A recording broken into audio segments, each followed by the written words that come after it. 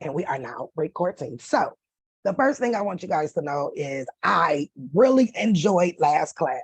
Y'all made me so proud. Like the questions that you guys were asking, knowing that you guys are getting, no, Denise Jeremiah, you cannot record my stuff. Why did you even press the button? Denise Jeremiah.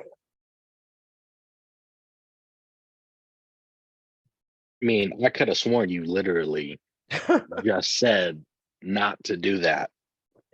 And if you try to hit record because of my settings, it's going to come on my screen, Denise Jeremiah. The next time, I'm going to politely remove you out of my room. Okay. I will just remove you out, and you violated my terms and conditions. So if you try to do a chargeback, I promise you I will win because I keep records of everything. Okay. I just asked y'all, don't disrespect me like that. Man. Okay. So anyway, the class this week was absolutely amazing. To know that you guys are getting an understanding more of what is happening is very pleasing to us, because that lets us know, one, we're doing a good job teaching, and two, you guys are actually putting in the work to gain your freedom. So pat yourself on the back, because it is amazing. This is not an easy task at hand. It's just not easy. So we did decide that because when we do a full class, we do not do Q&A because it's a lot. Class already be 2 hours. Questions throw things off, and we never do answer questions. So we will begin after a class. We'll have just like a Q&A after you guys have gotten the replay, you guys have looked at it, because I know that, some people can't make to do a consult or whatever, and our books is like way out in almost November, so we will start doing a Q&A after classes to help you like we did the other day. I thought that was very beneficial. I asked you guys if that's something y'all want to do. I got enough response back, so we will. It will probably be done on YouTube Live, though. I haven't quite decided how I was going to do it, but you guys can start expecting that as well after we get done with the class. So besides that, I have seen a couple of people put in the comments that they've opened up their accounts, they bought bonds, like congratulations that you felt that you were ready to be able to do that and you successfully conquered it. Congratulations to you. And the one person who review that I put up, was actually able to satisfy the bank with the foundation in which it is that they had to be able to get them to do I think it was their cable bill and electric bill. So congratulations to them as well. So you guys see, it is very, very much possible. Today, we will go over the last part of the TDA. You guys got the gist of what the Treasury system is for. Now you know how to use it and use it to your advantage. So that's that. Nephew, you ready? I am always ready. All right, what you want me to put up first? Say again? You want me to put something up first, or you want to say something before I put it up? Let me think here. Tonight's class is going to be fire. I mean, first and foremost, it's going to be great. You're going to leave here with your minds quite literally leaking information. I can guarantee it. But no, foundation is always key, and understanding. And a lot of times, I will people asking questions in the comments, and a lot of people be like, "Oh, they don't respond to questions." Well, there's 2 reasons for that. If I see a good question in the comments, I feel inclined to respond because it lets me know that that person took the time to study and they got to a point where I'm not going to hear that from many people. So I like to see that. But if it's a question that you can answer yourself or has already been answered on numerous occasions, we don't answer that. And so it's a little bit of tough love because yeah, a lot of times those questions will go unanswered, but I just want to let you know if that's the case, reflect on the question that you asked. Make sure that it's even applicable to that situation. Because if you can't answer some of these questions, I'm like, good Lord, are these people trying to send off things? Is this what's going on? Like if you cannot answer certain questions, then you might not be ready for taking that leap. And that's okay because I didn't get here overnight. It took me almost a year and a half of studying nonstop. And even then, with guided, someone to guide me through that process, it does make it easier, but you still have to do a lot of studying and reading on your own in order to make sure that you comprehend. And so I really loved that Q&A. I watched the replay back and I was really proud of everybody who asked questions because they were good questions. And that is one thing that I love to see the most. But I'm just excited for tonight's class. And I hope that y'all are ready to receive this information. I hope you got your notes out. I hope that after this, you're all going to have a better understanding of what we're doing, what we're doing.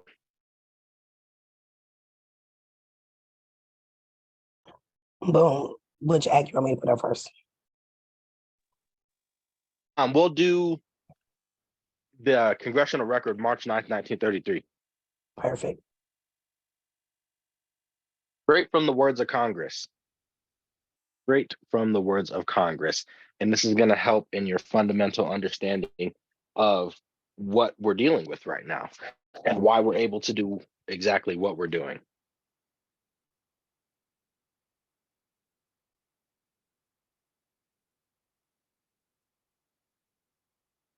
Dun, dun, dun.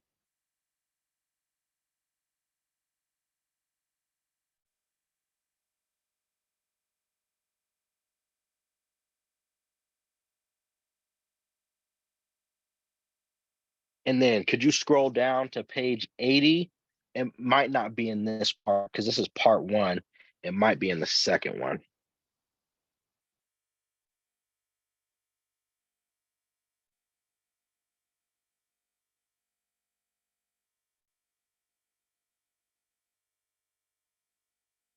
Yeah, because there's that one It's has ba- like your different volumes, yeah, but it's it page does. physical number 80. So I got you. you can see the pages on there. Yeah. It gave me the whole record. Maybe I'll smart y'all if I put it. It's the 73rd Congress first edition, but it's in the third edition. Yeah. Again, congressional record, March 9th, 1933, 73rd Congress. And if you know about HJR 192, you'll recognize that it is the same Congress.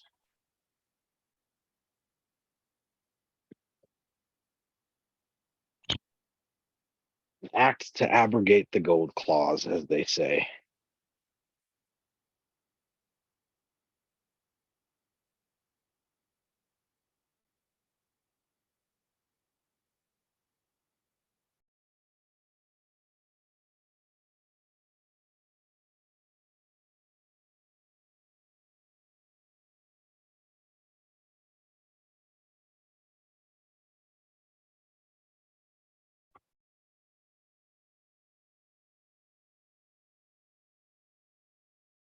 But it sucks.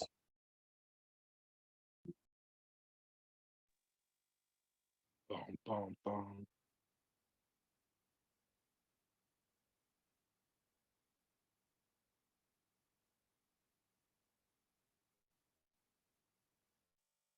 Yep, it's in part 3. It is in part 3. Page 42 of part 3 to be specific.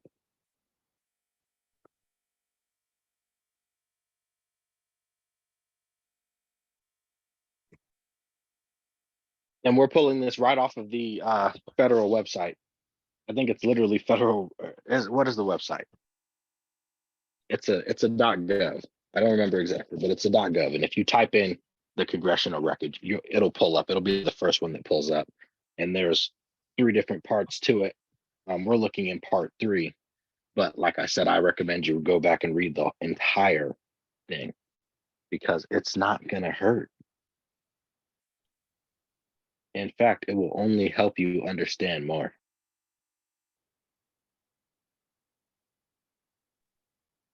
And you can give me a second, my computer had froze.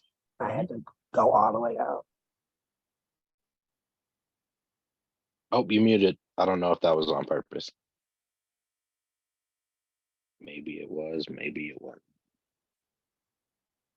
Oh, well, there's a couple things that we can go over while you're here, uh, just to fill some time. So, for everybody who, again, I really hope after the last couple classes, everybody has a good understanding of what to do when they try to dishonor your payment in some form.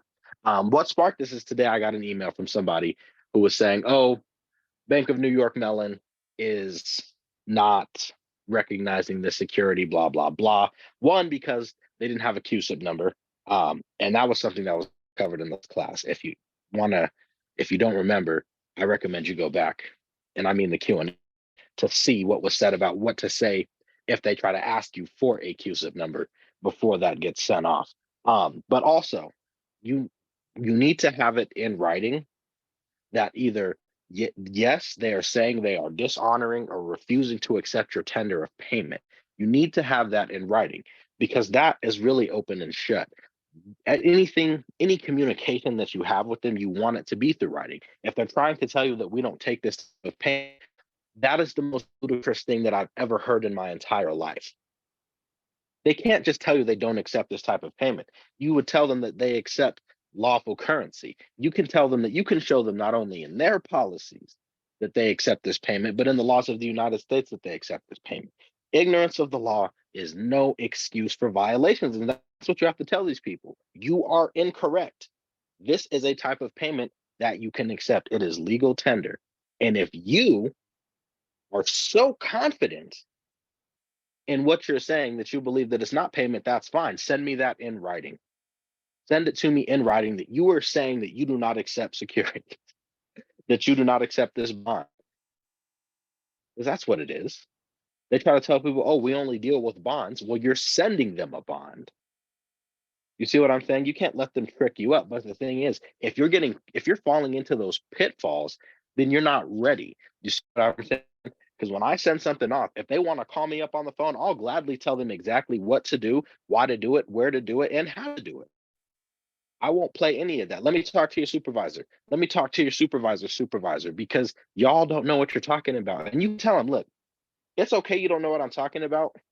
It's not something for you to understand, but I'm going to need to speak to somebody higher up over your head.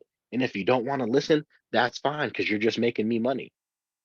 If they want to give you free money, if they want to willfully not comply with the provisions that they agreed to, that's all you need.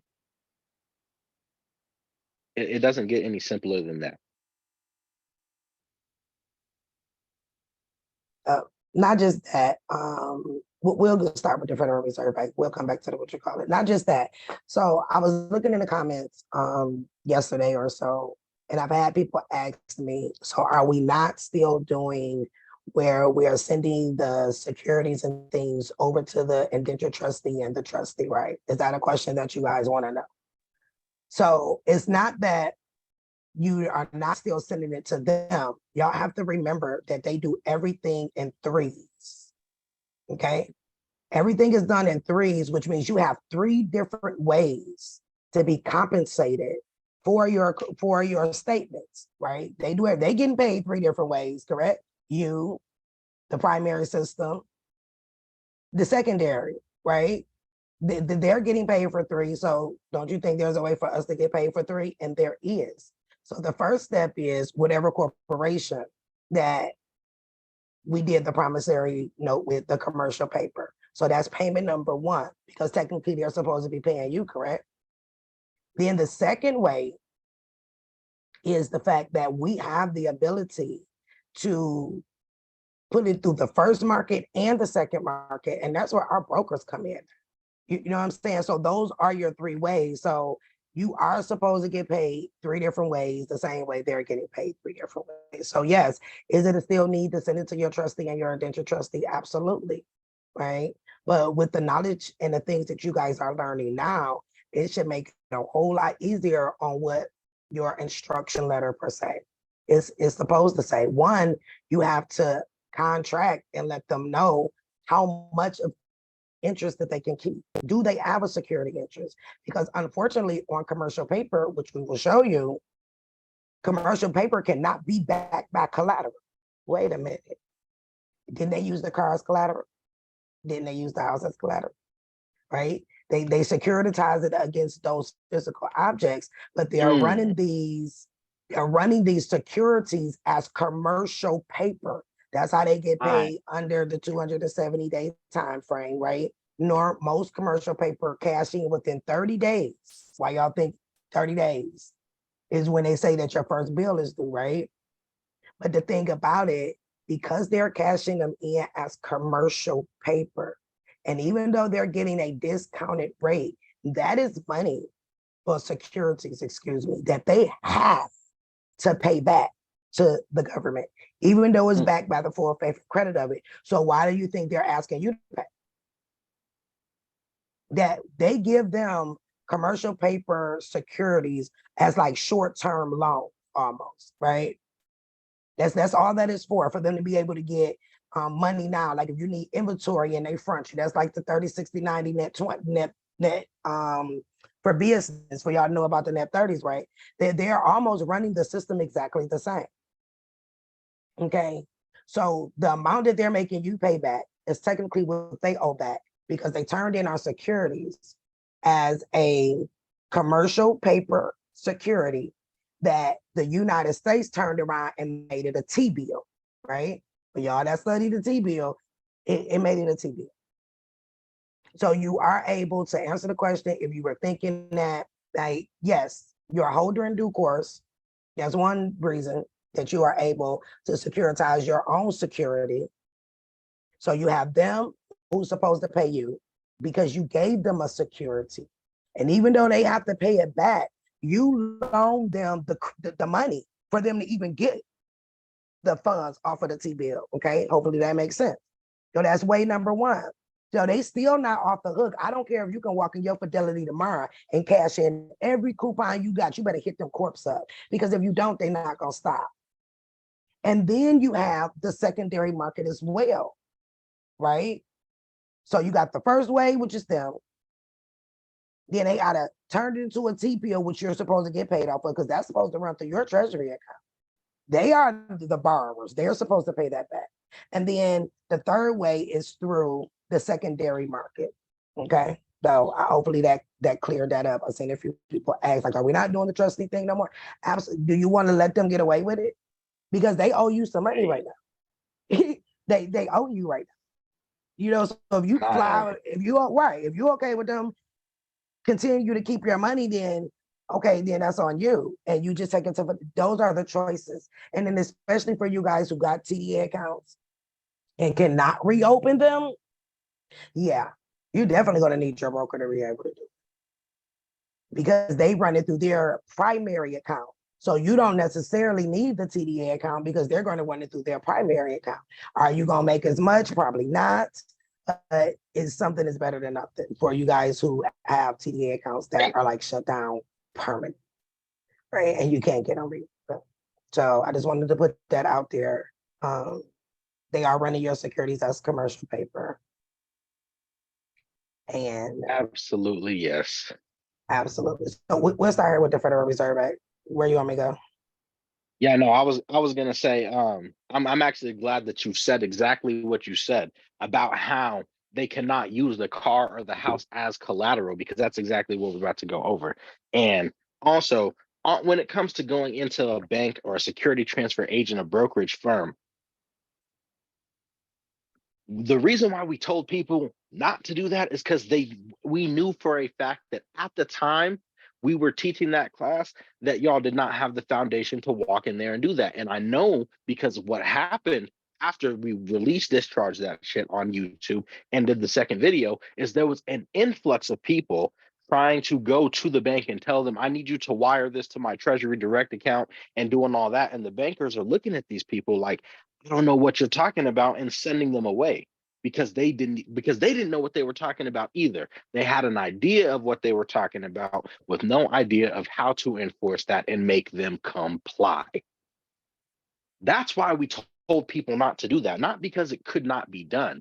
But then people want to say, oh, you're changing up the script. No, we're not changing up the script. We never changed up the script. You just didn't understand from the beginning.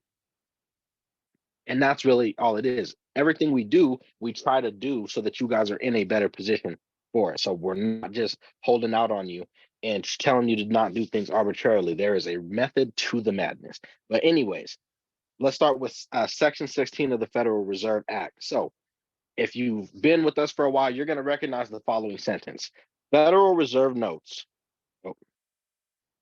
to be issued at the discretion of the Board of Governors of the Federal Reserve System for making advances to the Federal Reserve banks through the Federal Reserve agents as hereinafter set forth for no other purpose are authorized. So that's that 12 USC 411. A lot of the Federal Reserve Act is included under Title 12 for banking, because that's exactly what it is, banking and commerce. So you have all of those laws under there, which is why this is a direct quote from this act in there, coded into the United States. Anyways, the said notes are obligations of the United States and shall be receivable by all national member banks, Federal Reserve banks, for all taxes, customs, and other public dues. They shall be redeemed in lawful money on demand at the Treasury Department of the United States in the city of Washington, District of Columbia, Federal Reserve Bank. Once again, none of us are Federal Reserve agents. And I know for a fact we ain't sitting on the Board of Governors. So we're not authorized to use Federal Reserve notes, which, if I'm not mistaken, is how everybody's paying their bills right now. At least that's what they're being told. How does that make sense when they are not authorized for that purpose? Federal Reserve agents are authorized to use that. And if you can guess as to who the Federal Reserve agent is, we'll get to that. Anyways, so nephew, what does that ultimately make us, right? If we're not supposed to use the Benjamins, right? The 20s, the 5s, the 10s. If we're technically not supposed to use it, what have that now made us? That it's made us an enemy of the state. You're impersonating a member of the United States. You're impersonating. That's illegal. So ultimately, when you guys see Biden sending all the money overseas, it makes you upset, right? You like, why are they sending money? We need help here. Because that's what it was created for. When they got into all of those treaties with the different countries, they say, hey, y'all get in trouble, we'll come bail you out. So that's why it is only supposed to be used by Congress, not us. And that's ultimately why you can never truly pay a debt if you're using those, because you can't pay a debt with a debt. Okay. So the next time y'all see Biden sending trillions of dollars over to the other countries, don't get mad. That's not taxpayers' money. They print it. Y'all know they can go print money. They print as much money as they want, but it's technically not for us. So ultimately, when you're being charged with certain things, they're charging you as an enemy of the state. If I was you, I would definitely take the time to go read Trading with the Enemy Act, because it tells you that. Okay. Sure does. And the reason to be able to put in your paycheck or your tax return, as we talked about in the last class, while they are offering you that service under the Treasury Direct, is so that you can securitize your funds, right? Even having a bank account at Wells Fargo or Bank of America, they gave that responsibility to the security transfer agent. But because they are transferring all of this money, nobody's coming back to claim it. We're not supposed to use it technically. It made you a enemy of the state, and you don't want to be an enemy of the state at all. You don't want to be an enemy of the state. And unfortunately, they gave our banks the task of making sure that we have a safe place to securitize our funds, but then the bank is stealing it from us. So it looks like we're not claiming these things, even though we are, because they never told us that we were supposed to claim it. Okay, so that is ultimately the reason that you can put your payroll as well as any of your income tax through the Treasury. So now you are being, as they say, a good citizen, but you're really not being a citizen, right? But you're securitizing your funds. And because of the securitizations of those funds, you know, anything with FRNs is 2 years to mature. Okay, they have a 2-year maturity time on that green money. Now that commercial paper is 270 days or under, but normally 30 days. So when you hear that again, be like, huh, that's why I have to pay that bill, the first bill for 30 days. If it's a mortgage, the mortgage is one of the most riskiest bonds. And it's the bond with the longest maturity. It's 33 years. I told y'all in the beginning, everything they do is in threes. Threes, 3 times 7 is what? 21. So technically, that's why they have 21 days to respond to something legally. Okay, so when y'all looking at these dates and the time frame that they have to respond to you, like if you guys do a violation based off of the last class, you know, violating these companies, please know they have 21 days and business days to respond to you. That's law. You can't say I sent the letter out on Friday and today now Wednesday and they ain't responded to me. Heck, if it's registered mail, I can promise you they haven't even gotten it yet because the registered mail has to go through the Treasury Department within the post office before it can even be sent out. Okay, so be aware of the legal timelines that you guys have to be able to start defaulting these people, or what your next step would be when it comes to that. But just keep in mind, it's commercial paper. It's commercial paper. And they mature in 30 days or 33, 3 months if it is a mortgage. That's why your first payment is not until like 3 months or so after you get into a house. You thinking they doing something nice. No, they not. That's the time that it takes. There's a lot more paperwork in order for them to be able to shove it through the system so that they can be getting to quadruple that amount, okay? Absolutely. Okay, this is the part that I want y'all to pay attention to right here. Hold on. Any Federal Reserve Bank may make application to the local Federal Reserve agent for the amount of Federal Reserve notes hereinbefore provided as it may require. Such application shall be accompanied with a tender to the local Federal Reserve agent of collateral in amount equal to the sum of Federal Reserve notes thus applied for and issued pursuant to such application. So your Federal Reserve agent goes to the Federal Reserve Bank with an application to apply for Federal Reserve notes. And all these applications are accompanied by collateral security.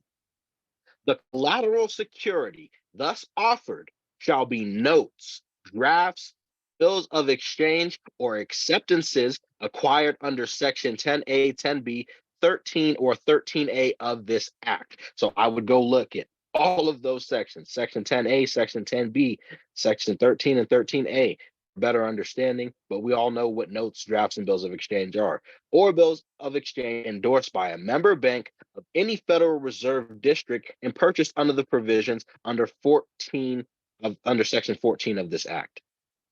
So do y'all understand what that means? Do you understand the weight of what that means? Do you understand that you are sending in a note, a draft bill of exchange to the trustees for them to do what? Exactly that. Take that application to the Treasury for securities and get an equal amount to what's on the face of your instrument. So if it's $174 on your bill, that's the amount that they're applying for. And the collateral security for that is the bond, because it's all commercial paper. That's exactly how it goes. Continuing on. Where were we at here? Bankers' acceptances purchased under the provisions of the Act, any of that. And then going on here. In no event shall such collateral security be less than the amount of the Federal Reserve notes applied for. The Federal Reserve agent shall each day notify the Board of the Governors of the Federal Reserve System of all issues, withdrawals of Federal Reserve notes to and by the Federal Reserve Bank to which he is accredited. The said Board of the Federal Reserve System may at any time call upon a Federal Reserve Bank For additional security to protect the Federal Reserve notes issued to it, collateral shall not be required for Federal Reserve notes which are held in the vaults of or otherwise held by or on behalf of the Federal Reserve banks. Every single day, they are supposed to be making these reports. But how are Every they? single day. But how are they getting away with it? How are they? Y'all just think about it. How are they trading all of these securities every day and they're not being held accountable? Do anybody know? If you know, just raise your hand. Jake. Is it because they're foreign limited liability companies? That is part of it. Anybody else? Javon. Come on, y'all know this. Y'all know this. Think about the flow chart. So, can you repeat the question again? So how are they able to We get gave them away? permission That's and part. we didn't go back and reclaim it. That's part two. Is something else that I'm looking for. Think about the Natasha? flow chart. The state. Did I pronounce it? Nastasia, Nastasia. Oh, that's pretty. yes, because they're not reporting it and they securitize it in the trust. They put it in a trust, right? So that they That's don't part have of to- it. Every Okay. last one of y'all is absolutely correct. Yes, they put it inside of a trust so they can do the protection of it. But it's something else that I'm looking for. Jamiris. Oh, I was gonna say the same thing they all said, but I don't know the rest of it. Okay. I'm gonna try one more person before I tell y'all. This will help me know if you're stop this here for a minute so I can see y'all.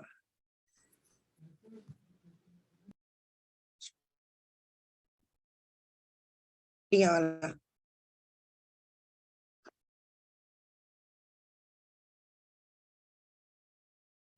I'm sorry. I know I was gonna say exactly what they were gonna say. All righty. Let me see. I'm looking for one particular word. Oh, let me stop sharing. I think I it's got a too many positive. I screens. don't Well, know. there we go.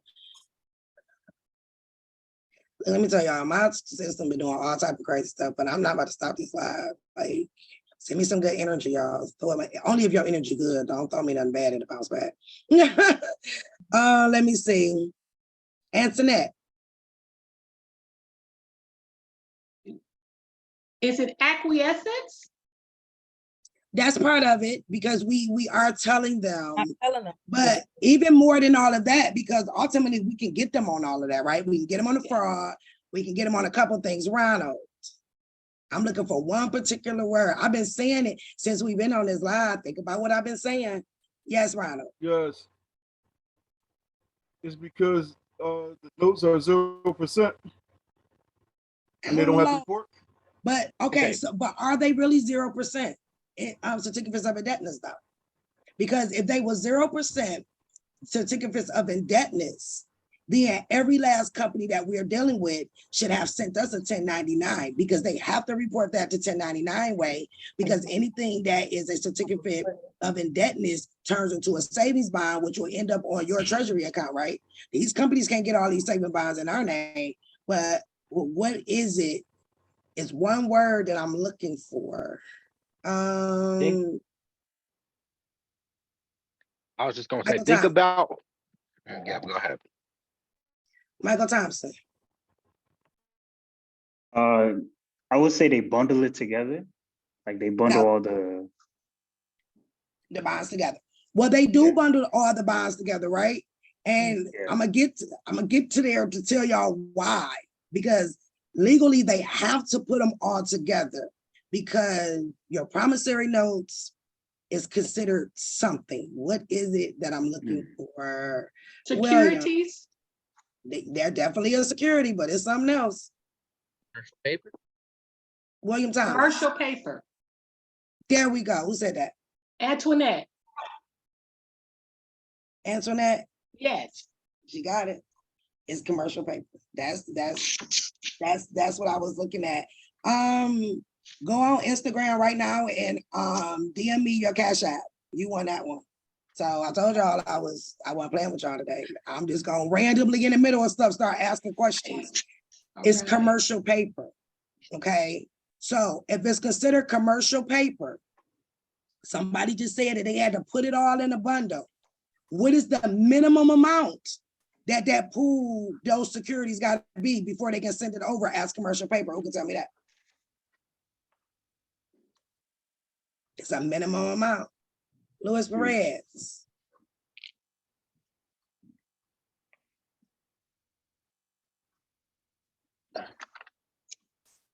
Don't be Googling real quick. What is it?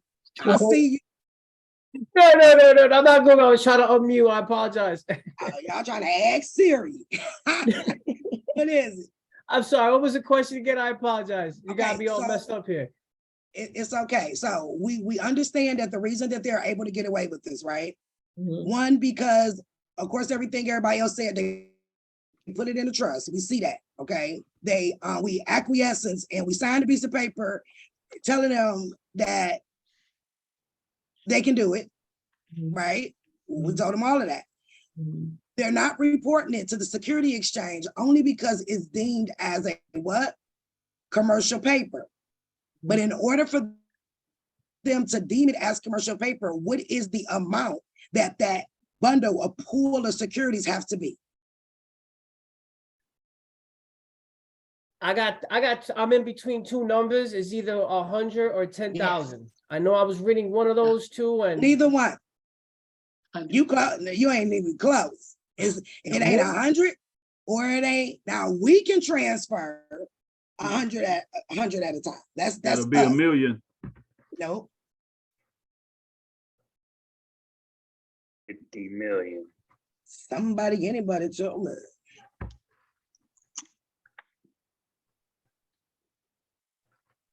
Anybody? Trina Thomas.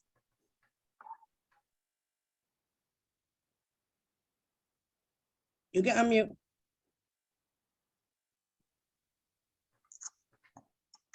I can't remember. Like I'm sitting over here freaking out.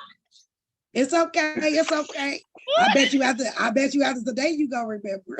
Mhm. And so that make sure you DM But you me. said it. You Okay. said it. You I said it sure this did. week. I Oh, sure did say it. And if oh, snap. I sure did. All right. Michelle Vargas. Hello, Michelle. She like, I'll skip. She said, get somebody else to do it, huh? Yeah, All right, I'll find somebody else. I was gonna say my first guess was 10,000 because I know like a lot of what I was reading on the TDA website said either $100 or 10,000. And then I was thinking, I said, no, if it's all gonna get pulled together, it probably gotta be a minimum, at least $1 million. But then you said no, so I don't know, girl, you got me. You got me. Anybody? No. 500 million. No, it was no. Ashanti Rogers. Oh, my hand was raised for the last question, but I would think, is it in the trillions? Nope, it's not in the trust. Guys, and when they are dealing with commercial paper, in order for them to fill out the document that goes to the Bureau of Physical Services, right, for the public debt, which is on my page, where I remember I said, don't let these people tell you that they don't turn these into T-bonds and stuff. It's a red and white sheet on my account. It is $100,000 minimum. But $100,000 minimum ain't nothing. Because if Jeremy go in and get a $50,000 car, and then Ty go in and get a $50,000 car, that's their $100,000, right? So they pool what car dealerships do. All of the applications, all of the approvals. Now y'all heard me say applications and approval, okay? Because anything that has a figure on it is considered a security. If it says that an amount is owed, and on the application, it's an amount on there, correct? So that's how, and then applications can be transferred to third parties. So Every 30 days, these corporations, they pull together all of the securities for that month, and then they send them in. So the minimum is 800,000. The reason it's 100,000 is because it's commercial paper. Commercial paper does not have to be reported to the Security Exchange. This is how they're getting away with it. So everything else y'all said is right. Foreign company, the trust money, we acquiescence, we gave them, all of that plays a role. But the main thing is commercial paper, because it does not collect interest. It doesn't collect interest. The amount of the bill that is technically owed to you in a check is technically the amount that that company is to pay back for the commercial bond. That was turned into a T-bill. Okay? T-bills, while you guys are in the auction, okay? T-bills is what you want to buy. They have no risks at all. They are 100% backed. But the person who gave up the bond is not the one that's supposed to pay it, which is you. The corporation who went and got an advancement on that security is the one that's responsible for that payment. So they didn't got the money. It's not collecting interest, but they'll get the full payout amount in the redemption period, right? Which can be 270 days or less, but it's always 30 days. Y'all catch these days, right? They turn them as to 4-week T-bills, which is why you get a statement in the mail every 4 weeks. And they need 100,000 to put it into the market to be able to transfer it over to them. So when you guys are in the auction buying things, I personally would buy T-bills. Buy T-bills. Because that's what they're turning your supposed to be bill. Now y'all see why they call your stuff a bill? Think about it. Oh, wow. This is why they call it a bill, guys. Right. Because if we really look at the definition of bill, only the president can write a bill. What they say? The president signed bill 1, 2, 3, 4, 5, 6. But if you look at any of your mailings, it says statement, right? If you guys watch that video that I put up on my YouTube page that talks about securities and the medallion signature, how many of you guys caught that it says that you can take the stock certificate, which none of us has that. It's that you can take that in or the statement. Somebody look at your bill and tell me what it say on the top of it, please. I believe that says statement. Don't it say statement? Have y'all ever seen it say anything else but statement, right? So even in that own video, and that was a company that acts as a security transfer agent. That's why I put that particular video up there. They're trying to get companies, like if you own a company and you deal with securities, they're trying to get them to be their security transfer agent. That colonial thing that I put up. Okay. And that's why it said you can either bring in the actual stock itself, or because our securities are considered what? Somebody tell me what they are considered. What type of entry are they considered? Entry. There you go. Who said that? Will Thomas. Send me your, can you DM me on Instagram, send me your Cash App. They are considered book entry securities. So because they are book entry securities, you will not have a stock paper.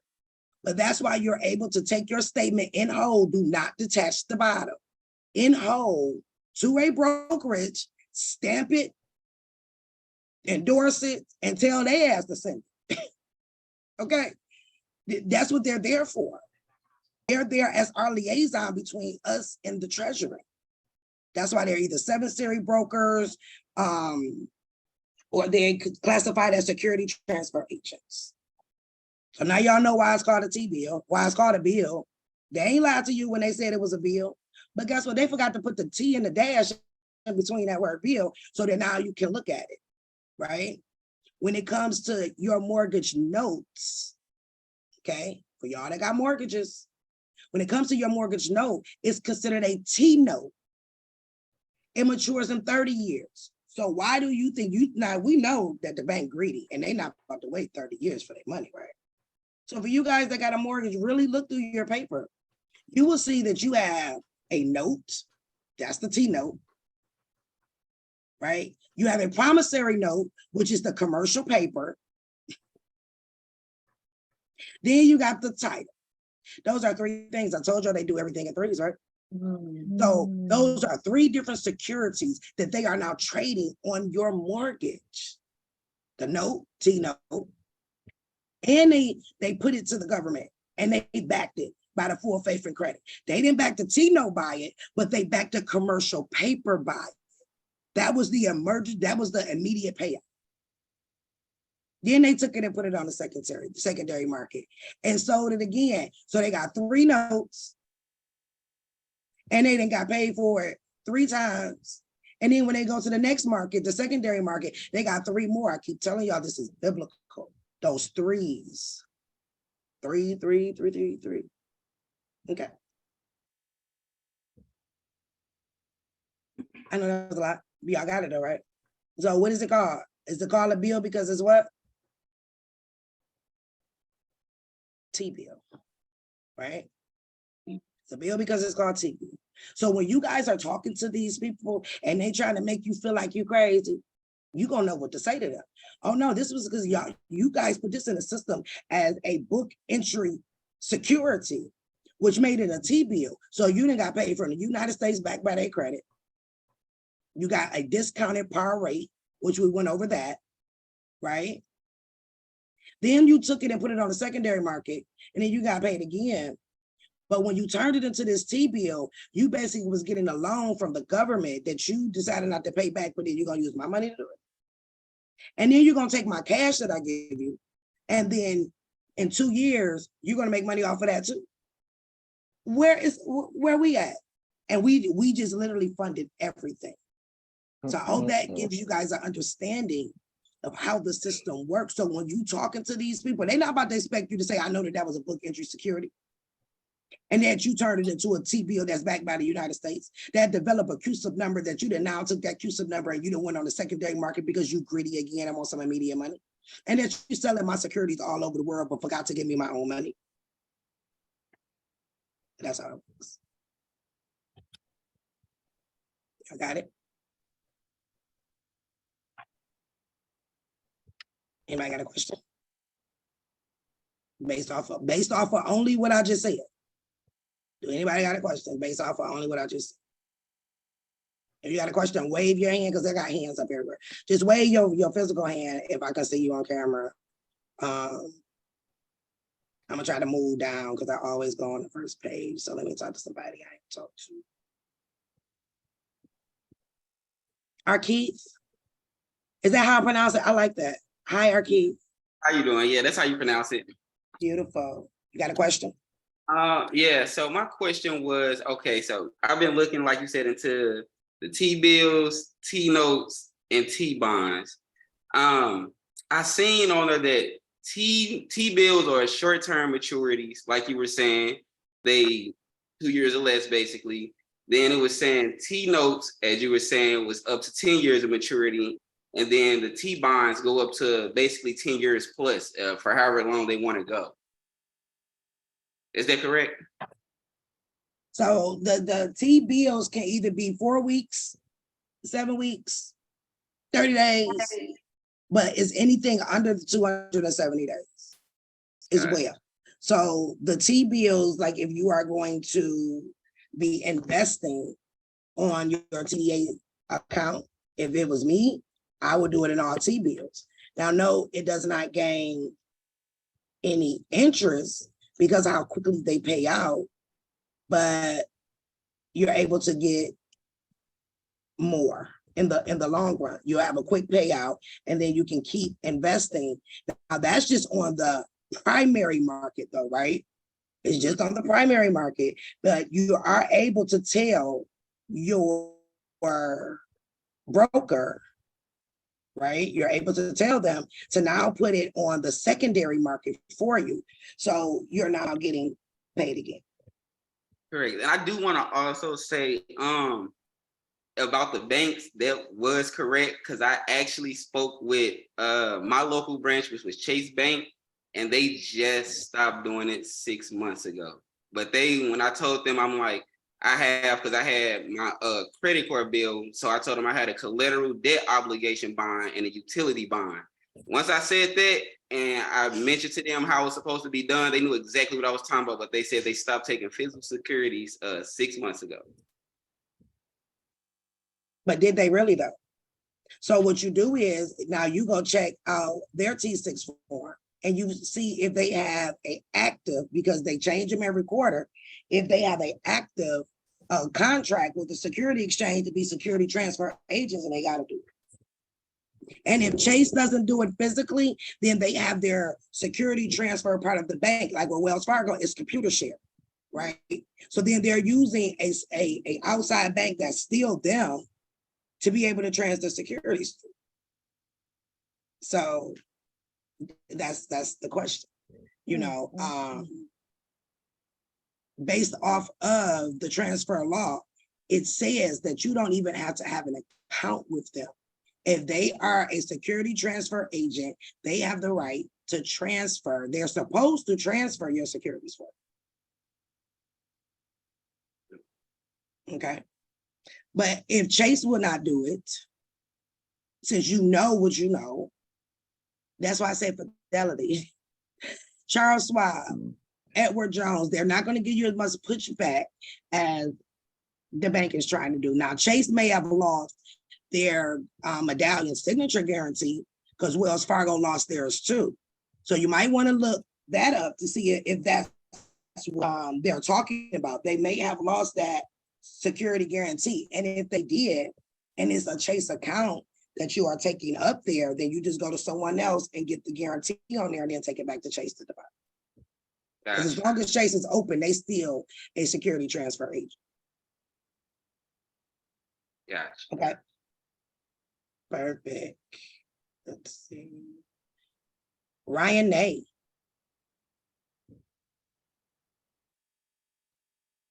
Hello, yeah. I spoke to a banker today, and I just I was dropping off a DoorDash, and then let me put my camera around so y'all can see me. So then I asked him, I asked the guy, like, you're a bank manager? He was like, yeah. I was like, so if I had a bearer bond and I had an account here, could I deposit that? And he said, yeah. It'd take like 45 or 90 days or something like that to get your money back. But yeah, and then like we gotta do like the medallion stamp, but then he said like a couple other stamps, but he knew exactly what I was talking about. Mm-hmm. Because see, when you talk to them guys in their language, they understand. So do you know, Ryan, why he told you to take about 45 days? What did I tell you guys last week? When did I say you can withdraw out? 45 days. And depending on what type of bond it is, it can take up to 90, but no more than what? 200 and what? 70 days. 70. Look, 9 months. That I got the sauce, okay? I keep telling y'all I got the sauce. And you have to know how to speak to them. Now, if he would have said a promissory note or anything, that man would have looked at him. But see, when you begin to talk their language, they don't know who you are. And I told you, they give you a different level of respect. They really surprised, no disrespect for other people on this call, because I love y'all too, but they really surprised when it's one of us, and especially your brother. Like, what you know about it was a black-owned bank too. It was a black-owned bank. That's what, and you know what? If I was you, nothing ever happens by accident, Ryan. I am a firm believer in that, okay? And I believe that people are put into our lives for certain reasons, okay? And if it was me, I would open me an account there and that will become my friend, because guess what? If you're bringing his bank securities, he making money and you are too, you're gonna be at the Christmas party with your thumb up like tea and crumpets, okay? Like, and that's serious. when you guys go into these places, start developing a relationship with these people first. If you call over the phone to Fidelity or something, say that I'm in the process of buying bonds. I really don't know what it is that I'm doing. You know what I'm saying? I have my treasury account. I bought saving bonds. I bought T-bills. I bought zero interest certificates of indebtedness. I'm trying to set up for my children. You start talking to them people like that, because guess what? It takes you one broker to be your friend. It take one, because guess what? He got the power with that 7 series, okay? To transfer your stuff where, because he's gonna make money too. He gonna make money too, y'all. Okay. So yeah, if I was you, I would go back to that bank. And if you knew his name, in situations like that, I ask for people cards. If you went into a bank and got a medallion signature, I'm telling y'all gonna need that signature again. Whoever I got that signature from, I would have made small talk with them and I would have got their card. So when it's time to go back, say you got to go get 2 more. I would walk right in there. If her name was Angela, hi, yes, is Miss Angela available? And they get used to seeing your face. Y'all got it. It's a game, y'all. I do have a question. Go ahead.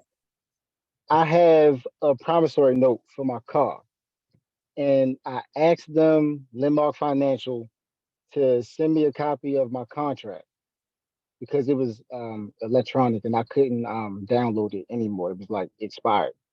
And they sent me a copy with the long form, and it says copy written across it. Can I still stamp, endorse, and send that? It's still a security. They're just letting you know that it ain't the original and it's a copy, because they just took the original and already put it on the market. It's in China somewhere right now, right? The reason that we get customer copies is because you have a right to have a copy of your security. They just forgot to tell you you can go cash it in. So it doesn't matter if it's a copy on there. Saying copy lets you know that there is an original to this, which means that that's just like getting your birth certificate authenticated. It's saying that it's real because the word copy is on. Okay, so it doesn't stop it. Okay. Okay.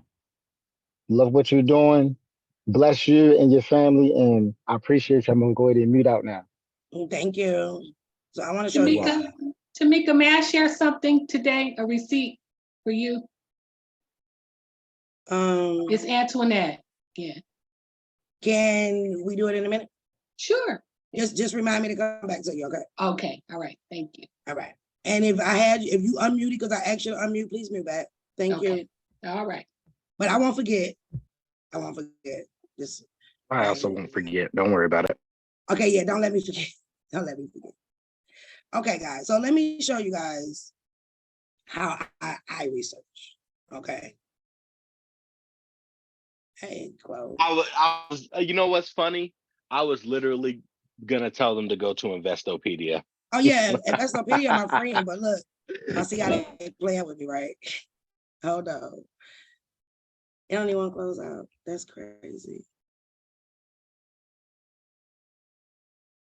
All right. So when I study and I gather information, I go to more than one source. Okay, point blank period. Investopedia is a very good source to be able to utilize. So y'all won't think I'll be playing. Y'all see my computer froze up, right? Hold on.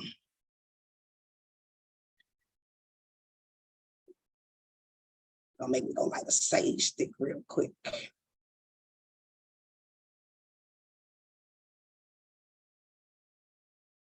It's crazy. They took the whole thing down.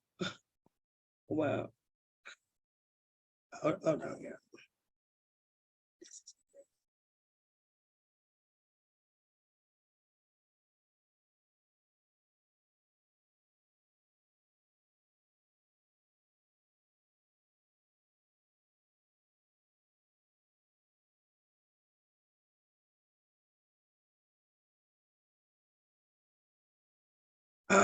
Why I pulled this back up because it literally shut all the way down. Nephew, you can ask somebody else another question.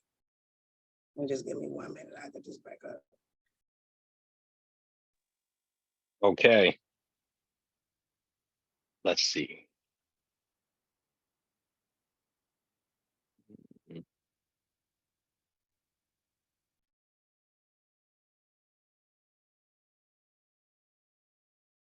This is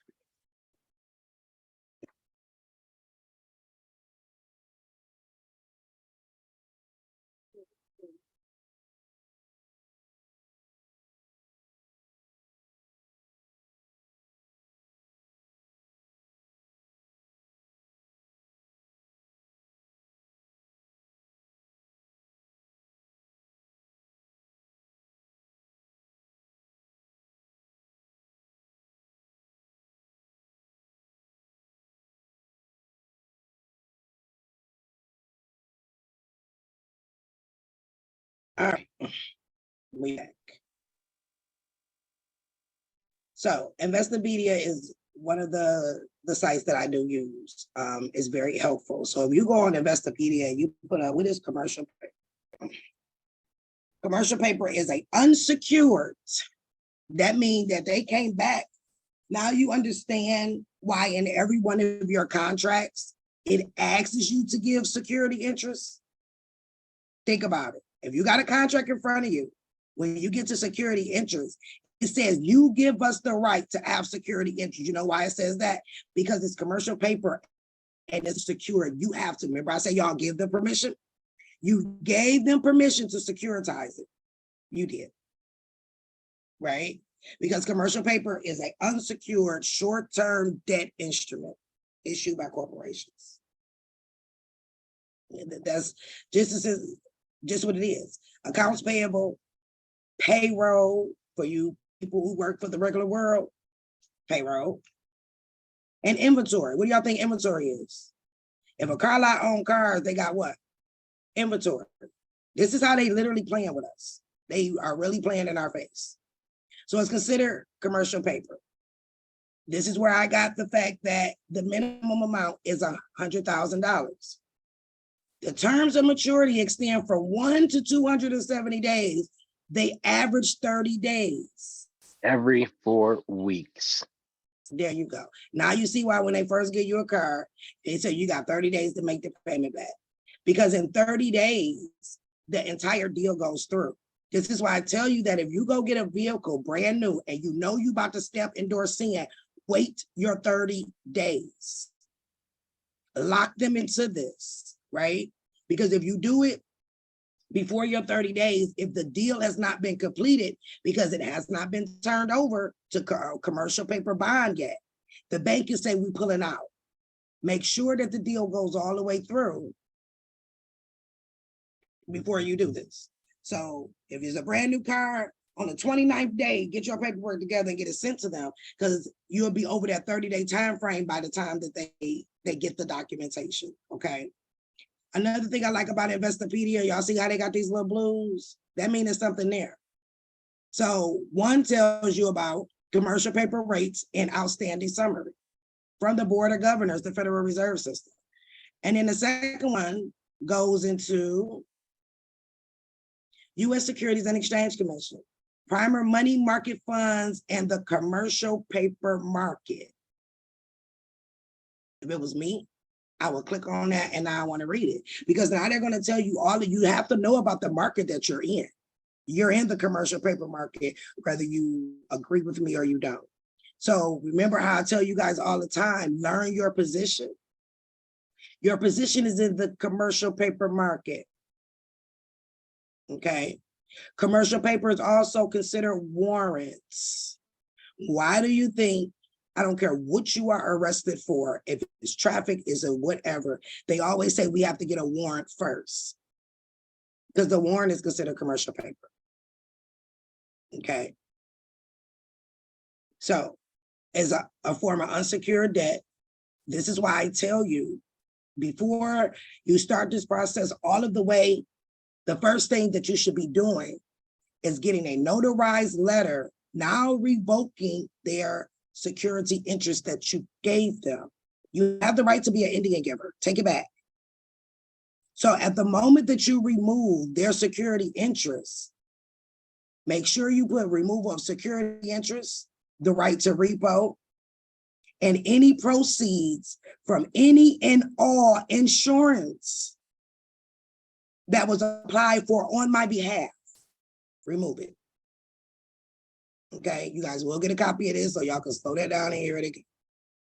Okay, that's the first step. I don't care if you do a 1099 A, C, B, Z, if you do a step endorsing, make sure the first thing you do is remove their security interests. Okay, tell them that if they do not agree with you, they have 21 days to, in writing, write you back. And it's 21 days because that's their rules, not ours. Okay, that's 7 times 3, it's 21. That does not include the weekends. If the 21st day fall on a Sunday, you have to give them until Monday. That is when you instruct them that they can only do it in writing. Remove the security interest off of the physical item, car, house, whatever it may be. And then make sure that you add any and all proceeds from all insurance, because that's what they're doing. You have an insurance for maintenance. Y'all know how maintenance is included. They get an insurance maintenance. Anybody that got a car contract, please go read it. It says it in there. When you gave them security interest, it says, and you can keep all proceeds from any and all auto insurance, maintenance insurance, and etc. Okay. Once again, commercial paper is issued at a discounted rate at its face value, with the minimum amount being $100,000. And it pays a fixed rate of interest that fluctuate with the markets.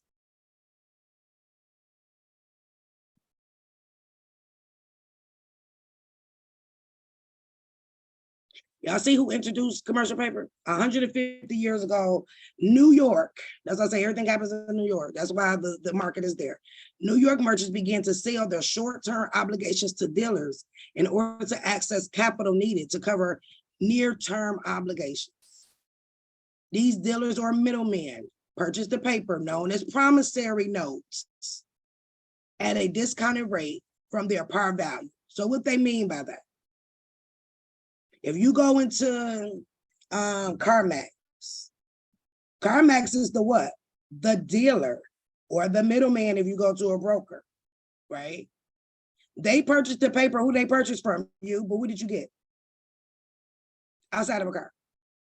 They purchased the paper from you, and then they turned around and they sold it to the bank or other investors. Here you go. The merchants will repay the investors an amount equal to the par value of the note. So remember I told you the amount that they're making you pay every month is technically the amount that they owe because they took an advance from your security to get funds up front. They are making you pay them back. Okay. Once again, commercial paper is not backed by any form of collateral, making it an unsecured debt. This line right here is your killer to why you tell them they cannot repo. You cannot foreclose. If you traded me as a commercial paper, and they did, because if they did it as a zero interest certificate of indebtedness, they would have had to report it to the IRS. You would have got a 1099 OID and a 1099 INT, right? So they're doing it as commercial paper. If it's not backed by any collateral, how are they taking it from you?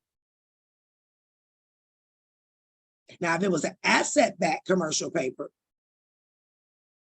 that's by assets selected by the issuer. They're not asset-backed because with asset-backed, they have to report it to the Security Exchange. Okay. In either case, commercial paper is only issued by firms with high ratings from credit rating agencies. So now you guys know the real reason to why Experian, TransUnion, Equifax, Dun & Bradstreet, NAV, now you guys know why they really are open. And it was not for us, the consumers. In order for them, these third parties, these dealers, to get into a relationship with the bank, to give them money up front, their credit rating has to be a certain amount. So once again, the credit agencies, it was not for us, it was for them. And based on their credit will depend on the interest rate that the banks gave them and et cetera. Y'all got that?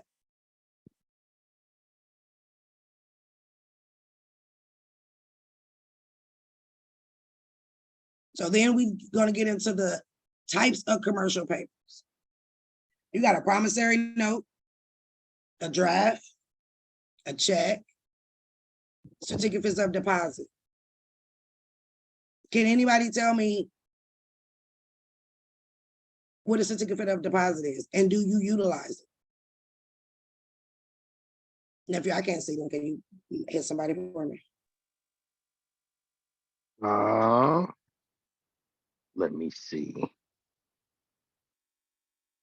Ooh.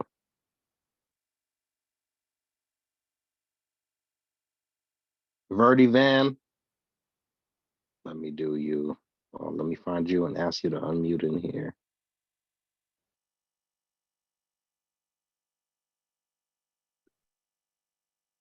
Give me a second, y'all. There's a whole lot of people on here. I gotta find them. Just at this point, find me anyway. Oh yeah, I don't see him. Crazy Okay, just give me disappeared. anybody. Jake Belcourt. Certificate of deposit is a savings product that earns interest on a lump sum for a fixed period of time. Do you utilize a certificate of deposit?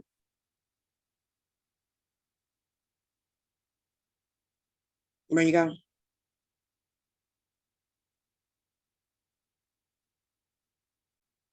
I have no idea.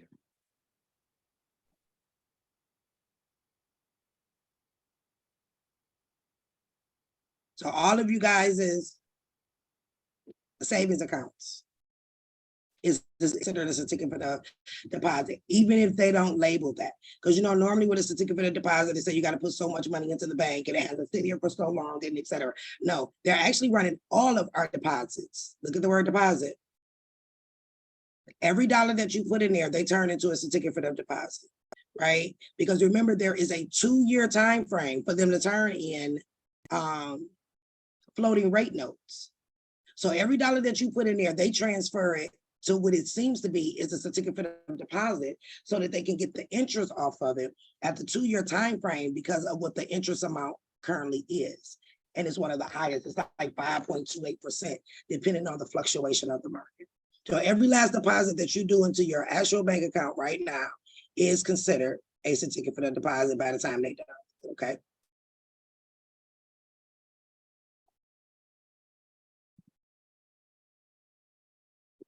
So you got promissory notes, you got drafts. A draft is a written agreement between 3 parties, a bank, a payer, and a payee. The bank instructs the commercial paper issuer to pay the lender, the payee. Well, who do you think the payee is? You just lended them a security so that they can get funding, right? This is why when you hear people say, you're the creditor, you're the creditor, it's not about you being a creditor, you're the lender. You lended Joe John Hancock to create a security, and who does it say supposed to pay that back? Oh, okay. Of course, checks are, and of course, a certificate of deposit. Look at what it says a certificate of deposit is. What do you get when you go to the ATM machine? What pops out? What do you get when you go make a deposit? What pops out? Right? So they are literally turning your bank receipt in as a commercial paper security. They win it. They ain't got the nerve to want to charge you $3 if you out of network to go use another ATM. So, and that's their immediate money, right? Because remember, it's commercial paper. Remember, they don't get paid off of the Federal Reserve note or the floating rate note, excuse me, until 2 years, but they greedy. They want some money right now. So yeah, that's why every time you turn around, it's an ATM machine somewhere in your area. And this is ultimately why Bank of America, I know was one, Chase was another that had to pay back their customers because they said that withdrawal fee is illegal. Y'all go look that up on y'all, the thing that I told y'all to get for the class actions. You will see one for them. They got in trouble for charging an amount to get the money out. And this is why, because they turned your bank receipts into a certificate of deposit. So the next time your bank asks you, do you want a receipt? What are you going to do? So wait a minute. If you telling me that my bank receipt is considered commercial, so you mean to tell me I can go take that to Fidelity too? Because hey, you can turn it into a security. So what do you guys think they're doing with your regular receipts at the store? So they made you pay them, and then they getting paid again. Right? Which is why they always ask you, do you want your receipt? I bet you y'all gonna stop saying no now. because your receipt is considered as a certificate of deposit because it says have received a certain sum of money deposited by an investor. Every time you go into Walmart, you are depositing, correct? You are an investor. They get a copy of the receipt. I worked retail for like 6 months when I was like 18. I worked at DSW and I was the head cashier, as they called it. So I know, I never understood until now why when I would do the drops, I had to bundle all the receipts in the money bag. Now I know why. So now, once again, they're getting paid how many times? That lucky number 3, you paid them, right? They turned it into the treasury, then they just got paid again. And then once the treasury did it, oh, they said, wait a minute, we're gonna put it on the secondary market. Do you know how many receipts there is? This is why when you look up the national debt average, it's in the trillions of dollars. You know why? Because we never went and got our money. The national debt average is every last one of our money for every receipt, every bank statement, every commercial contract you do, regular contract you do. These people are literally turning the bank receipt into a freaking deposit. And you were the investor. You see what it said? The money was deposited by an investor. So who is the investor? If you spent your money, then that makes who? Yeah.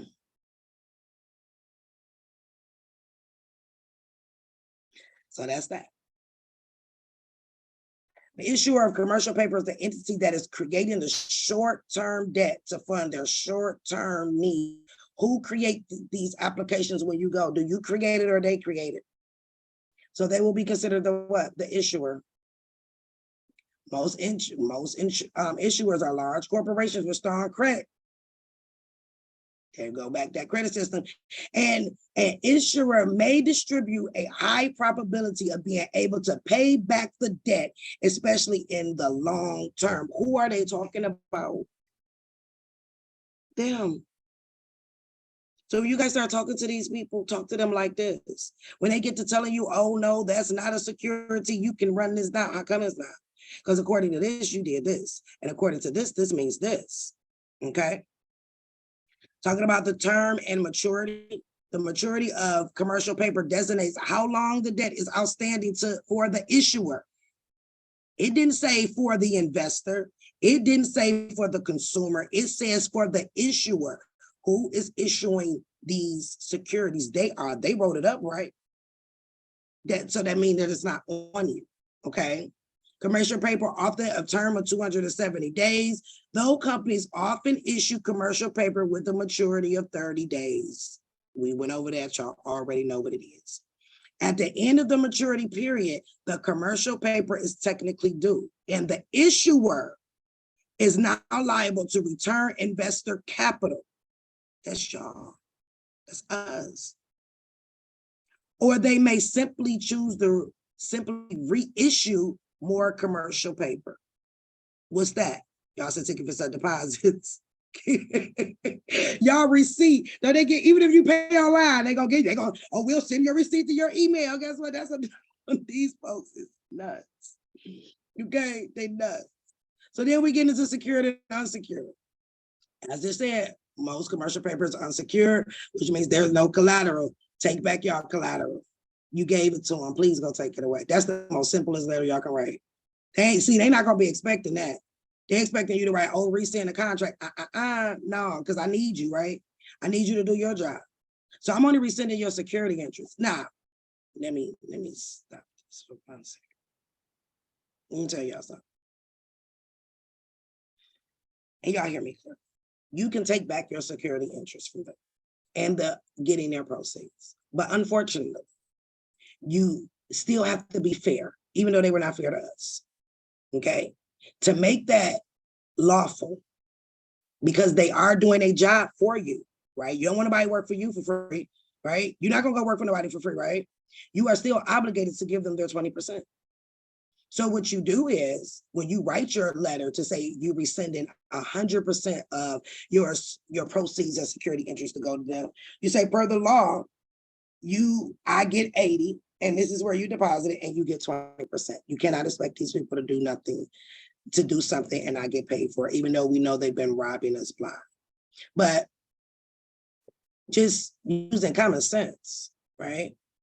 If a person wants you to do something for them and they say, hey, Brian, I need you to take me to work, but I ain't got no money. You gonna do just what you did, turn your face up like, yeah, no. But now if they come to you and be like, I need you to take me to work and I got $40, are you gonna get up? Same thing with the bank shop. I need you to do your job as a security transfer agent. You sign this piece of paper, you said this is what you're gonna do. But I'm not expecting you to do this for free. You are allowed to get your 20%. And unfortunately for me, I was not aware that I told you you can keep all my money. And you never told me that it was there because I didn't read it. So now we're gonna switch this agreement up. You have the first 30 days, because a contract takes 2 signatures. It's only 1 signature on it. Even if the finance manager signed it, they are not the authorized signer. Y'all know where the authorized signer's signature is, right? Y'all got that? Question. Anybody got a question over what we just went over? Janae, you must have seen me, girl. I was putting my cursor right over your name. That's that alignment. Hey, you can unmute. Where you go? Okay, so You good? can you hear me? I can hear you. So my question is with the security, when, okay, I made I printed my car contract on the bonds paper. And so the company is like, it's like Munganess Honda. Would I still send it to Honda indenture trustee? Even though they have another name in front of it? So the finance company is Honda? Yeah, the finance company is Honda, but the people who I bought it from is Dave Munganess Honda. So you have to find out, well, they're Honda, so yes, it will go to Honda. Okay, so I But can use the SPC or the SP Yeah. Global and go through that process. Absolutely. And it will let you know because it's still, so you went, but your finance company, was it Honda Finance? It was Honda Financial. Correct. Yeah, that's what you'll go through. And they are the ones. And normally, guys, if y'all read your contract, it tell you somewhere in there what bank. When I tell y'all, y'all gave them permission. Because we definitely did. I seen it. Yeah, says it that tells you we- that you gave them the right to send it to a bank. Mhm. Yep. But what they didn't tell you is that is their short-term loan that technically they supposed to pay back. And at the moment that you sign the contract, talk about, I'll pay you back. You know, that's why they want to make things seem so happy to you. Oh, you got a brand new car, or here's a bottle of wine and a Gucci wallet because you just bought a dang on house. What? No. How about where's my check that they sent you when I signed? Right? So yes, send it to Honda. Okay. Okay. Thank you. You're welcome.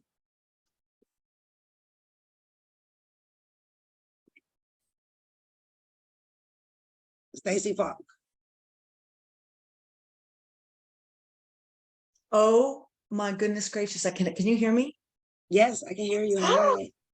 Hallelujah! Oh Lord, have mercy. Okay, quick question because I have so many, but I have gone through the process of doing the whole state national stuff and killing my contracts and really being off grid. Like I'm like super off grid.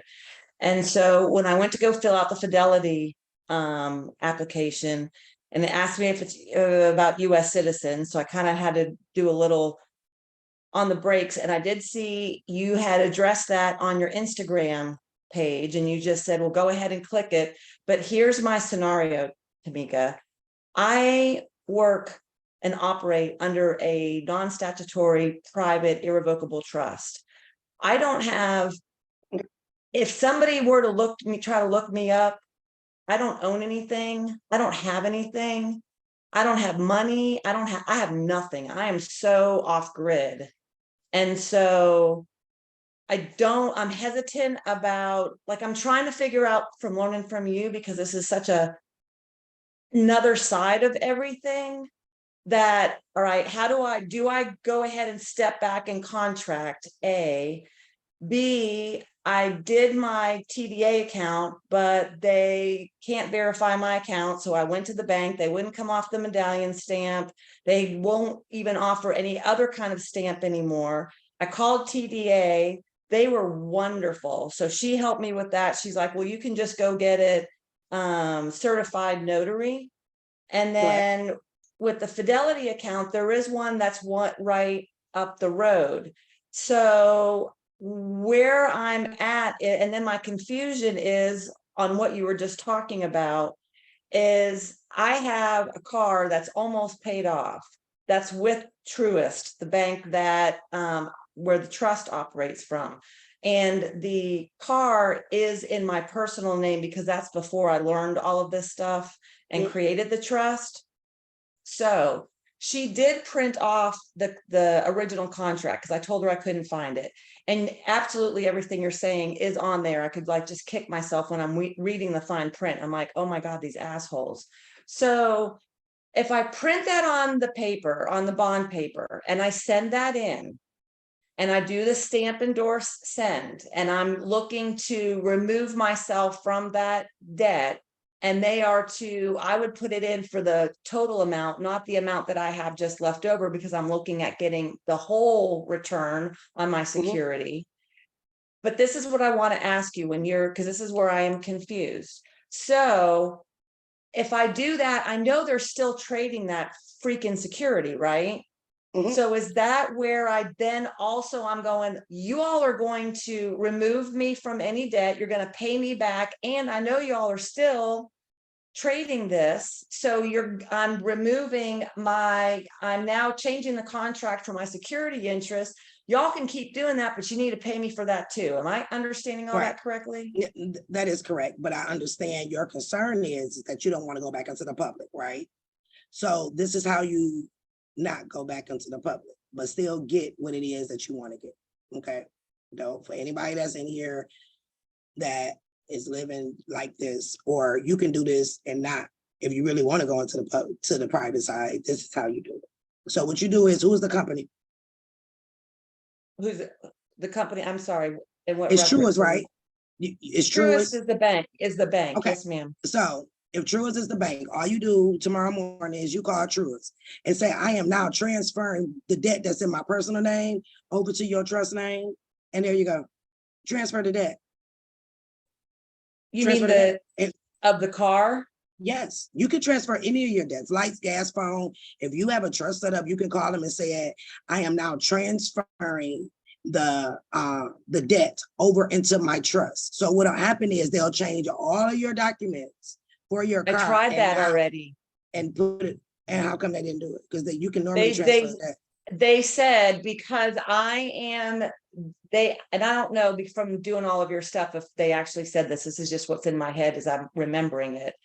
They said that I was I'm the one that did the signature, I'm the secured party. If I transfer it to the trust, then now that debt, they can't, that there's a risk that I'm not going to pay it because it's no longer, I was the original signee of that note. But they didn't tell you that you could not do it. What they just did was try to discourage you. And let me tell you why. One, if you got an irrevocable trust that is sealed tight like that, they know, first of all, they cannot come after you for a debt because they cannot come after a trust for a debt, which is why I tell everybody to get a what? A trust. But they cannot stop you from transferring liability from you over to your trust. Control everything, own nothing. You can do any of your bills like that. Transfer it over to the trust. So what they did was try to talk you out of it, because they do know at the moment that you put it under that irrevocable trust, because remember, only a trust can deal with a trust, right?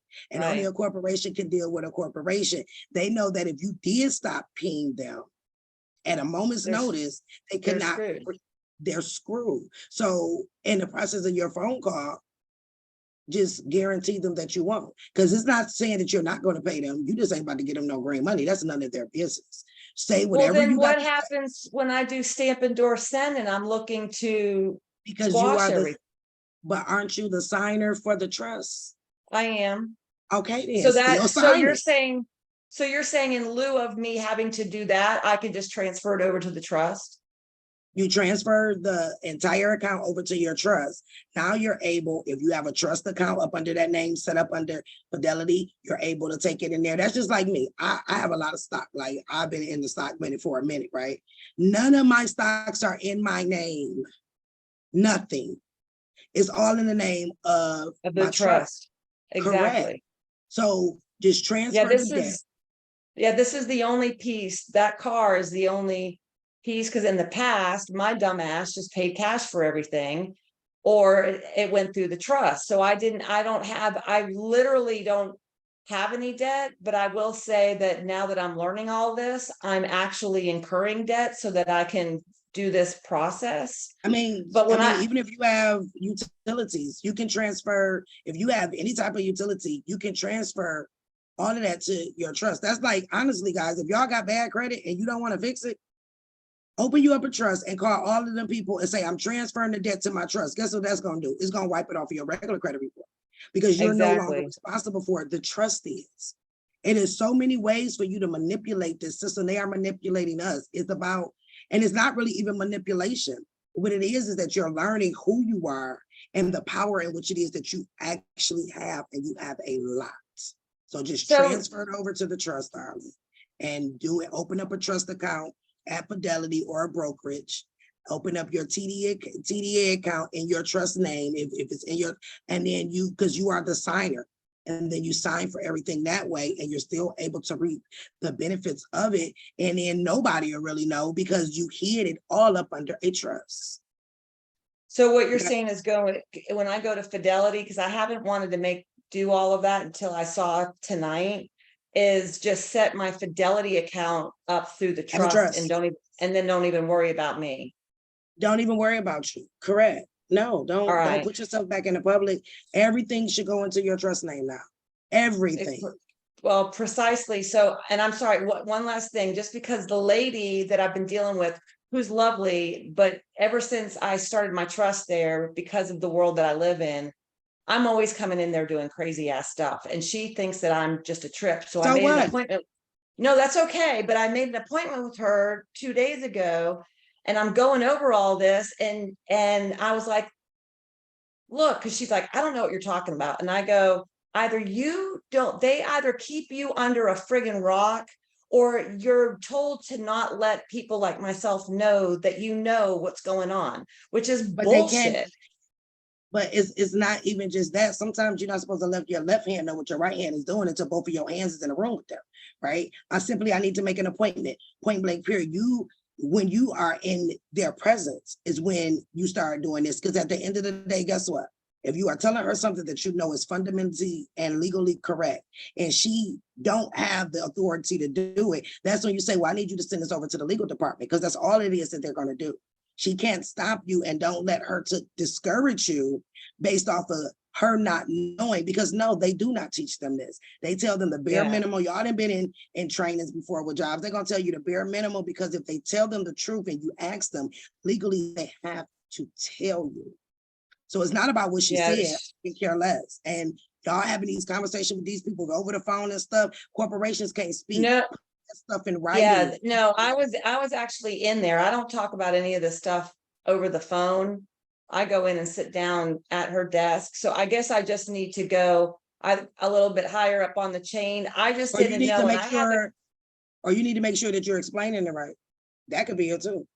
Very, very, very true. I just didn't know, based upon some of the feedback with a lot of the people that are involved in all of your information that you put up. Like, I'm going, do I need to uproot and just change banks completely? Because I'm on this. Don't change banks. Buckle down and gain the foundation that you need so you can be able to do it. Ain't no rerunning from these banks. Understand what their purpose is, what you have the legal right to do, what you have in your possession, and you make them perform. No, we're not running banks. We've been running for too long, darling. We don't run, okay? Right. We casually slide, but we don't run. So no, gain your foundation properly, right? Y'all just see I put up the day after class, somebody went and cashed theirs in, but they've been with me for a minute and they made sure that they had the foundation. You just heard the gentleman say in his car, he using certain words. What? They're telling him that he's correct. So it had to be the way that you were explaining to her, which is why it's very important to have foundation. You gotta have foundation before you go tell these people anything. I felt pretty good about what I was saying. Trust me. Pretty good ain't good enough. I need some work, but because when I was asking some of the peers, and on your, because there's so many jewels But in the you're asking comments. people, you're asking people who's learning in the process themselves. You have to learn this for yourself. All of the No, I information agree. is there, right? So you have Right. to make sure that you take that information, you dig deeper, you understand what this means, how it means. Now you're able to tell them what type of bill it is, what type of paper is in, how long it take for them to securitize it, the fact that they are sending it over as a T-bill. These are things that you need to know. When I go in there talking to that bank, they don't know if I work for the bank or not, because I'm running it down and I'm not gonna them one time. If anything, they're gonna be like, well, damn. So you have to make sure y'all have to stop running. It's a day after class, y'all running to these banks, y'all making appointments, then y'all have the audacity to come in my inbox or on the page, talk about, well, I got an appointment to go get a house. Can you tell me what to do next? Go learn it. That's the next thing I'm gonna tell you. You can't carry us in your pocket. You have to know what it is that you're doing, why you're doing it, and who you're doing it with. And then at that point, they have to be an honor. But if they know just a type it that you do not know, they're gonna play in your face. Period. All right, you're Okay? awesome, Tamika. Thank you so Thank much. you. You're welcome. Jeanette. Hey, Miss Tamika. Hello, darling. How are you? Hello. Okay, before I ask my question, I just want to say that I just think that me being able to learn under you is such a divine appointment. I prayed, I asked the Lord where this knowledge is, and boom, here you came. So thank you so much. I just love you. So, okay. Yes. Okay, I have a couple of questions. My first question is, when we send in our revocation letter, who does that go to? Does it go to the trustees? Does it go to the CEOs? The revocation letter. So when you're Yes, taking to a revoke the letter, security. me personally, it will go to the CEO, it will go to the CFO, and it will go to the law department. Okay. All right.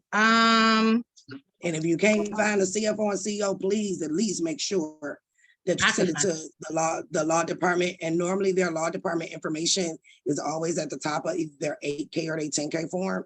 It'll say Okay. law department, it have a special address, and you would definitely send it to them. Okay. Okay. I have an auto loan with Santander. My husband has them with Ally. I've been all over all of their everything. So whatever they got on the SEC, whatever I could find in Google, I've been all over it. So I'm sure I could find who I need to find. What else did I had? I had some questions from the last class, but Yeah, I'm only going over this one and I'm gonna give other people a chance. So yeah, okay. All right, I understand. understand. Okay, No thank you so problem. much. You are more than welcome. Bye. Let's see. George. Hello, can you hear me? Absolutely. Hi, how are you? Good, how are you? Thank you so I'm much. amazing. So which law states the 80-20 rule? And after that deal with our bank, can we still make a deal with the broker at Fidelity? You're a holder, correct? Correct. And the bank owe you just because you invested for them to get funds. So that's the first part, right? Right. The second part, you're a holder, so you can cash it in and tell them to send it to the primary market. And then you're a holder still, and you can tell them to put it in the secondary market. So that's your threes right there. Okay, got it. And what law can we use to back up the 80-20 rule? Is inside of their 10K or 8K form, is inside of their agreement. It's Perfect. all under the Federal Reserve Act. I believe it's under Section 16. I think. I'll look it and I'll post it. I believe it's under Section 16. Okay, and with the person's last question, do we do the same administrative process with the 3 letters on rescinding the security interest? I would absolutely do. You want to resist, especially if you're in the process of doing a process. Okay, this is how you stop these people from repoing you in the whole 9 yards. And I personally will even take it a step further, and I will get it notarized. Okay, I will get that paper notarized, and then I will take it to my county clerk's office and get them to certify the notary. Okay. And then to be honest with you, did y'all know y'all can send bonds to be authenticated to the federal government the same way you do your birth certificate? Why couldn't you? Your birth certificate a bond. Didn't they authenticate it? And then you can put it back on the record.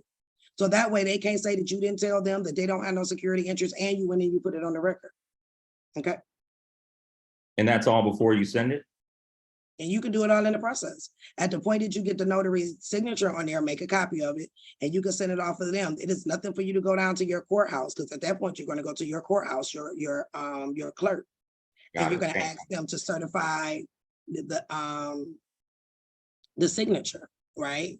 And then they're going to put a certification on top of your paper, because the only thing you're doing is certifying the notary signature, which means if they ever try not to comply to that, then you can say that a state official authorized that was your signature and it's real. Me personally, I would draw up the piece of paper and get it notarized. Then I would take it to go get certified. And then I would send it to them with the certification on top so that they can know that you're not playing with it. Okay. Got it. Thank you so much. All right. You're more than welcome. And Tyler.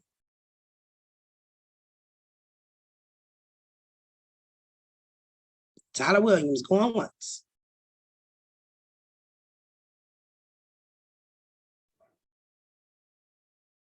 I'm sorry, I forgot my hand was up. Okay, you got a question? No, just about the sending. I may have missed it because I got up about who you send the rescission of the security interest to. All three? CEO, CFO. If you don't send it to nobody, make sure you send it to the law department. Okay. Okay. That was the only thing I was wondering about. Perfect. And then to be honest, you're welcome. Y'all don't have to make it complicated when you're doing that. You can literally go into your contract and copy and paste where you gave them security interest. Everything that they put, you use their stuff against them, right? That is the same exact paragraph. You can take it and copy and paste it and say, I now revoke all of this. It don't have to be nothing spectacular like, attorney. You just want to make sure that you revoke, and you want to make sure that you get it notarized, because at the point that it's notarized, it has now become a legal document. Y'all remember, notaries are higher than judges. Think about everything that go through the courthouse, right? It needs to be notarized in order to make it an official document. So make sure that you notarize it. Me personally will still send it registered mail because I want to make sure that you got it, and then make sure that you put in there, according to law, they got 21 days, tell them within 21 days in writing, or if you do not contest this in writing within the 21-day legal time frame, this stands as truth. No recourse at that point, okay?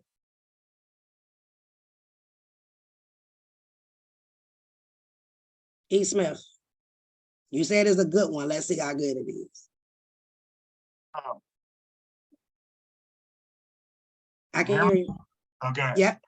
I tried to revoke my security interest with the local credit union for a refinance, Shell Federal Credit Union, and they said I couldn't do it.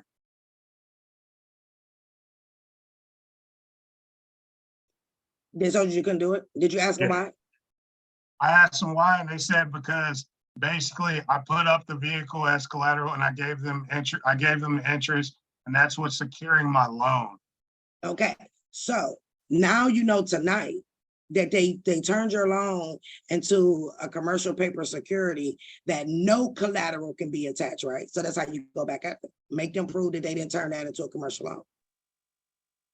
Right? 100%. And they didn't use that commercial piece of paper. So because they flagged it as commercial, and then if they tell you, well, no, we didn't turn it into a commercial paper, then I will say, well, did you turn it into a certificate of indebtedness? And if you did, where's my 1099? Back them in a corner, right? Don't just take no, because of course they're going to tell you that. But the same way you gave them security interest, you can take it back. Is there anywhere in your contract that say you can't take your security interest back? No, there's not. Nope. Never take no for an answer. Never ever take no for an answer. If they tell you no, and you know that they're, see, this is the part that gets me. If you knew they were lying, I would have been like, well, why? Like she said. But then see, after having a foundation like this, to tell them, well, I know for a fact that you turn this into commercial paper and that's how you got paid in the first place. And commercial paper is there's no collateral for it. So why are you lying?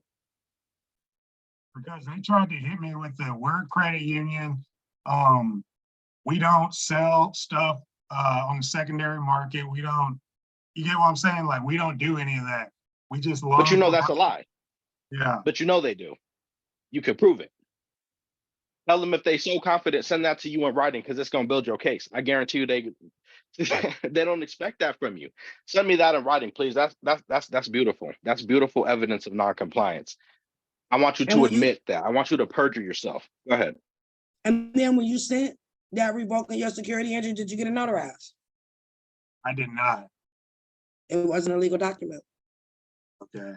Who did you send it to? The law department or who within the credit union did you send it to? The CFO. Mhm. Well, now you have your answer, right?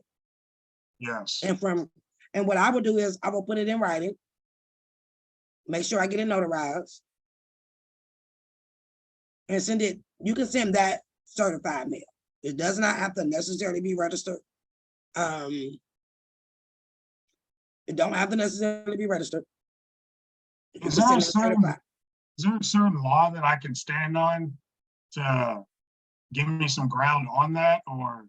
'Cause I'm gonna send it to the CFO and the legal department. Didn't I swore I just had it up 2 seconds ago. Hold on. Federal Reserve Act, Section 16 as That- well. And the fact that I went over all of this. Yeah. Right here, that just said. I seen Secured that. and unsecured. Yeah. Yeah. So do you know? Okay. So as I told you guys, I'll show you the way that I study. Anything in blue, I can click on. So what did it say? A major benefit of commercial paper is that it does not need to be registered with the Security Exchange Commission. I just told y'all that, right? As long as it matures no more than 9 months or 270 days, right? It's a cost-effective and simple way of financing, boo, boo, boo. And you can click on all those blue words, but guess what? If you go all the way down, which is why it's so important for y'all to read.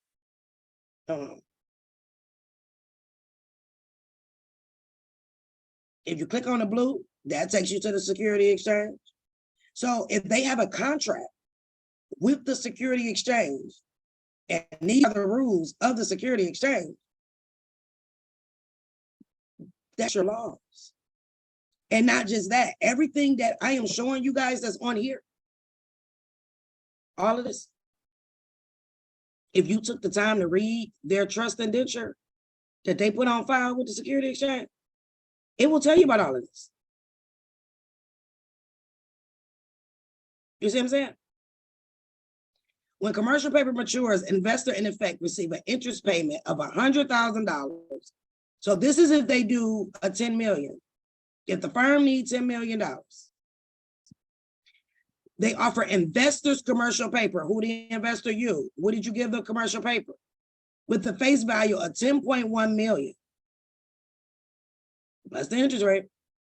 The investors in effect receive an interest payment of $100,000. So wait a minute, who the investor? We are. If the term is only for 30 days, that means that they just raised 10 million in 30 days. But look at what it says.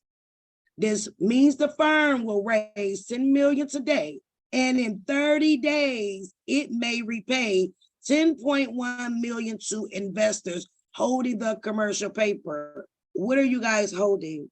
What is your light bill? Gas bill, water bill, car note, promissory notes, mortgages. It's commercial paper. And who do they say you're supposed to pay? They're supposed to pay us. Period. So this is your backup. Go pull this up and then use the Security Exchange with it as well. I will read this and overread it and I will understand it to a point that I understood it. Like on this one, they got a 15.4 net return just after 36 days. So, and then if you go all the way down to the bottom, it gets to telling you about what you need to know to invest it, short-term paper with our cash equivalents? Do you know that Investopedia is just like encyclopedia, but Investopedia has pulled all of the laws that was written by the Federal Reserve and put it into like an encyclopedia, but it's called Investopedia. So that's your backup right there. Learn what commercial paper means. The fact that you have commercial paper. The fact that And you again, gave them a security. Google Federal Reserve summary on commercial paper. That's the law. Federal Reserve on commercial paper. Look that up. That'll also help you find that. But again, when you understand that they took this commercial paper as the collateral, that is the collateral. It's unsecured because the commercial paper is the collateral, because it is backed with full faith and credit. So that's what they exchange for their notes. That's how they get paid. There's no getting around that. So that's what you back yourself up on, right there. Commercial paper. That's it. Your regular statements that you get with those 30-day periods, that's also considered a T-bill. So the contract, look how they getting paid, y'all. The contract itself is the commercial paper. Who they paid in 30 days. Okay, that's the commercial paper. But then they send you a monthly statement that they turn into a T-bill. Then they took both of them and went and put it on the secondary market. Are y'all getting how this transaction is going down? But the only thing they gave you was a car, or they gave you a house, or they gave you 0.001% on your checking account. And the reason that they don't ever give you more than 0.1%, credit unions give you a little bit more on your deposits that's in your account, is because anytime they give you anything over 10%, they now have to report it to the security exchanges to the IRS. That's why they give you 0.1% on all of your funds, okay? Julian Kelly.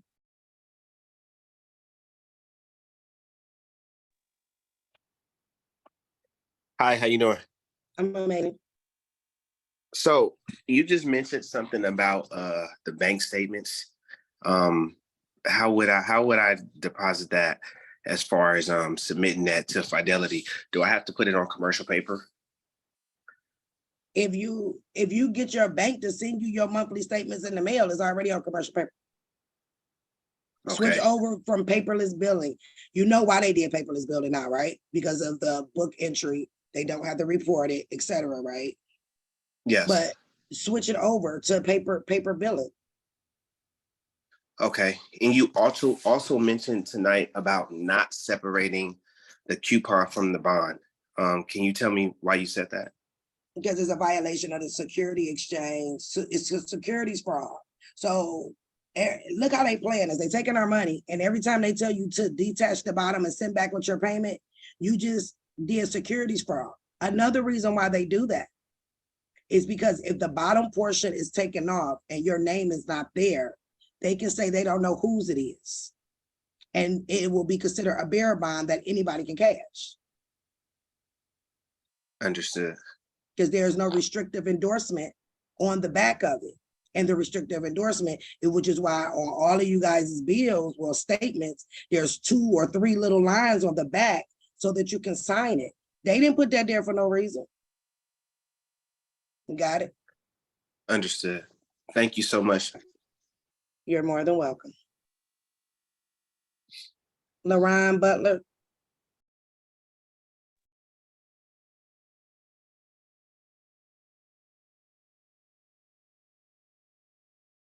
LaRon.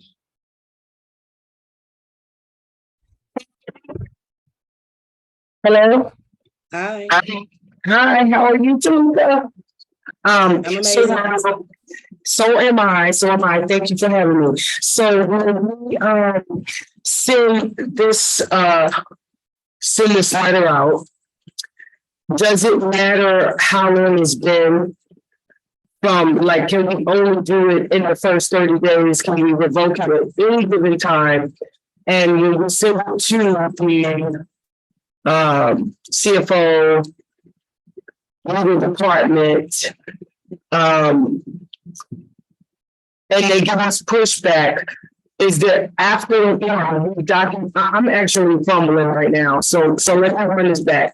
The first question is 30 days. If it's been more than 30 days, we can still at any It time. doesn't, right, the 30-day time frame. If you guys notice, that's when they get their payout, right? That's when they get their payout. You can revoke your security interest whenever. They are going to trade your T-bond or your T-bill or your commercial paper for 33 years. So that's why the law says that there's no statute of limitations on fraud. So no, you can go back, because until you revoke their security interest, your note is still going to be floating through the secondary market.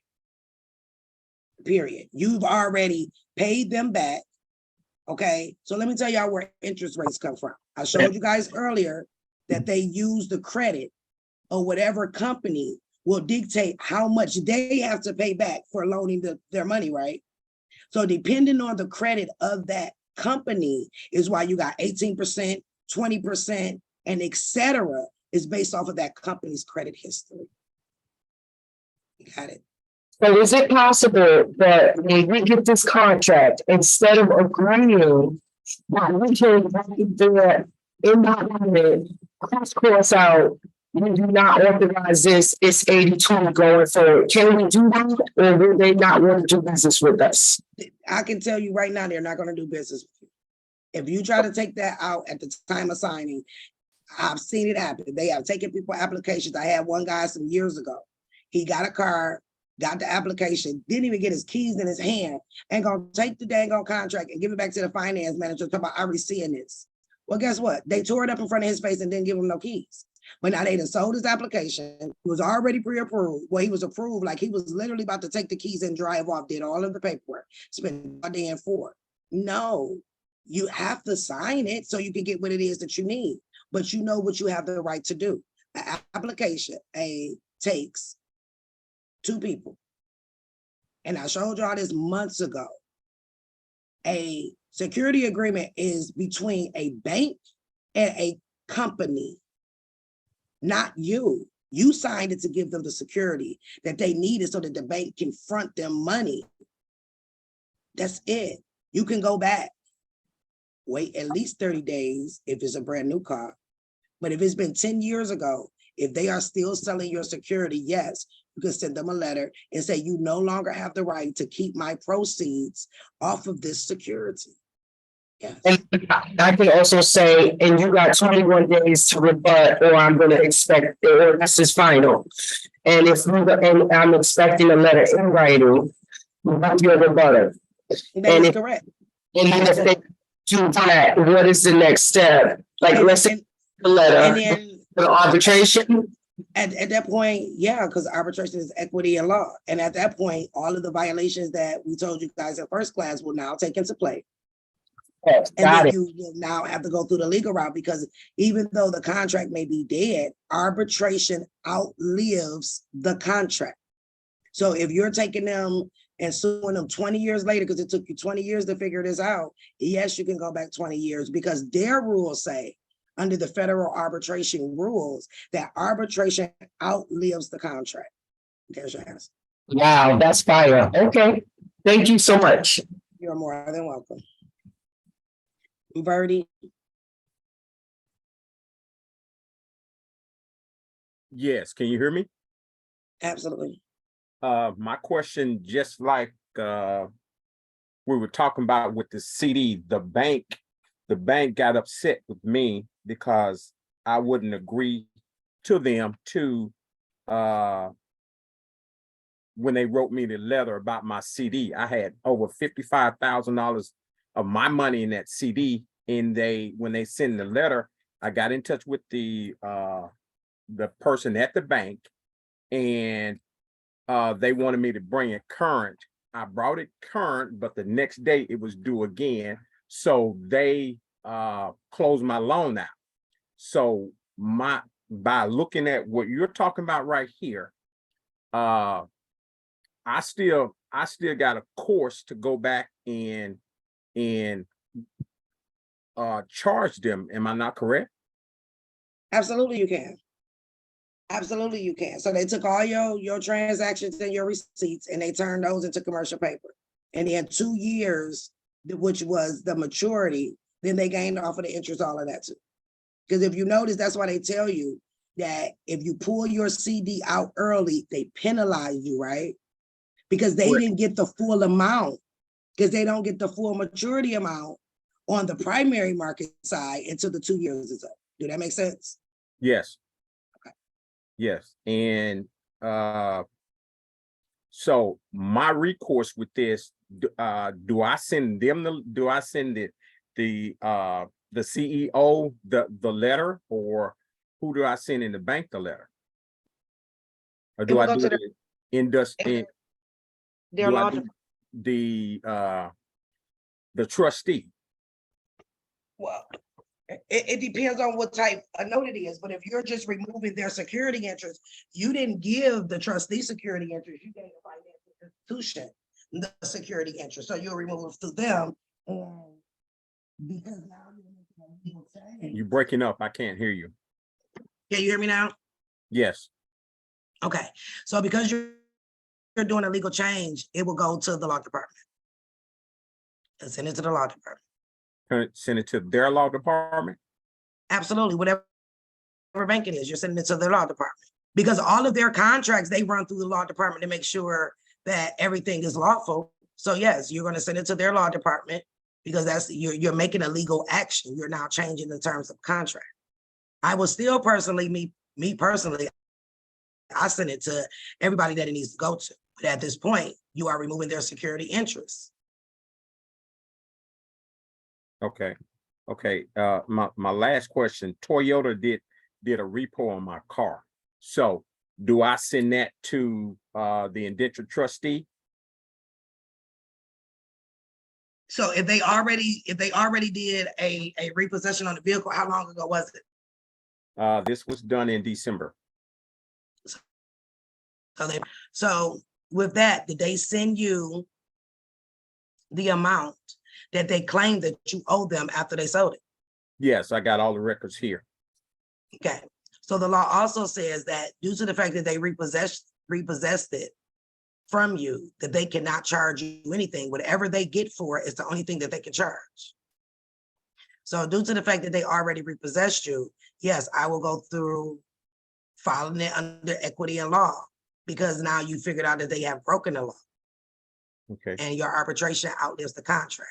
So pull them in arbitration under securities fraud, commercial paper book entry security fraud. Okay. Yes. And then when you do your amount that you're requesting from them, it will be you can add pain and suffering from the repo. How did the repo affect your life and et cetera? Then you add all of those amounts, including the full amount of the vehicle, plus any of the payments that you sent to them, plus the fact that they got the full faith and credit and they're making you pay back their loan. And then on top of the fact that they took it through the secondary market and that they're probably still getting paid off of it in the secondary market. But even with that, because they're still selling your security because it had nothing to do with the vehicle, you can still remove their security interest because they're still trading your note. So you can stop them from doing that now. With that, it will definitely go to the indentured trustee and the trustee because they are the ones who actually put it on the market as their security transfer agents.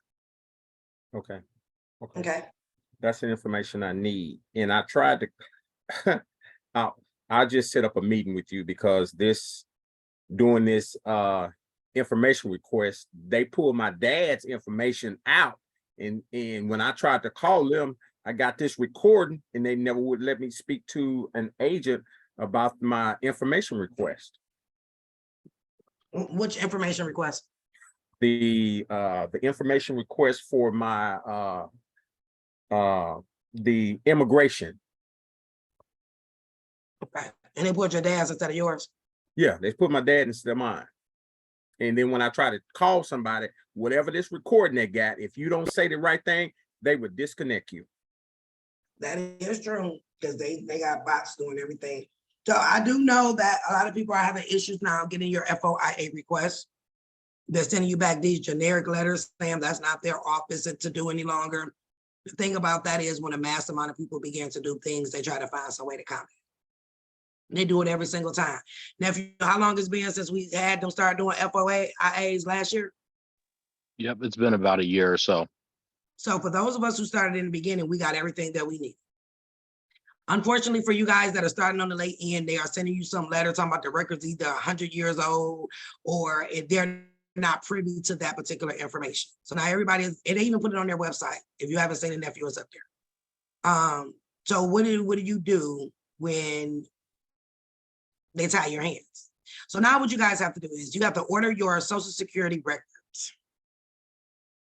There's a form where you can order your entire Social Security record. So now you're gonna have to do it. That is the only recourse that we have at this point. And of course, y'all know I'll do a little bit more homework. And this is why I tell you guys, I never stop learning. Because when they change something on you guys, we have to come up with a solution, right? Y'all see how they changed with the, I was giving people issues with the SS5 form. So then we like, now go do the SS5FS. I'll never leave y'all out there hanging. There's always a way to get what we need. But they see that I've had to have hundreds of people that got that form and they updated their passports. Now they on do not detain list and stuff. You know, they want to be able to have control over us. So your next recourse would be to get your entire Social Security record, okay? And then also, to make sure, go ahead. no, I was gonna say also, it might have been how you put the request in, because I just tested it myself last week and got another letter back saying the same thing. And I also had one of my personal clients who did one he did it on in July. He just got it on July 18th, saying they did a person-centric identity search. So you could specifically in your request under other, you can say, I want you to do a person-centric identity search of any documents, right? You see what I'm saying that I'm a US citizen, because you can still get that same letter.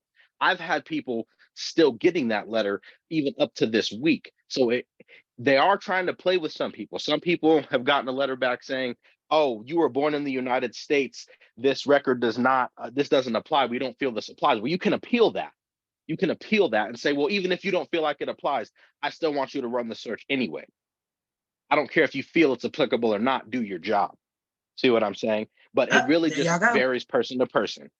So now what I'm gonna do is, I'm gonna run my own search. And if I get back the same thing, then they're changing the system. But if I get back the correct sheet of paper, I mean, it is something that you guys are putting on the application. One, don't request an I-94.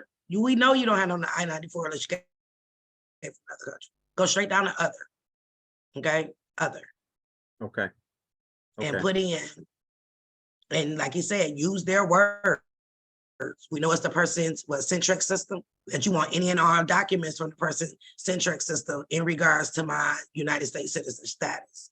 But I'll do a or run just in because I regards to your person in general.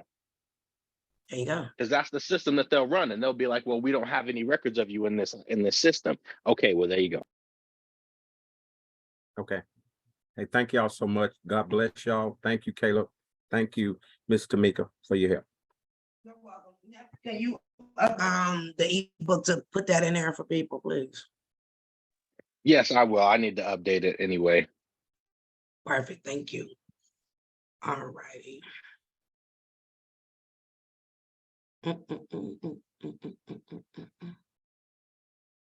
All right, Elbay.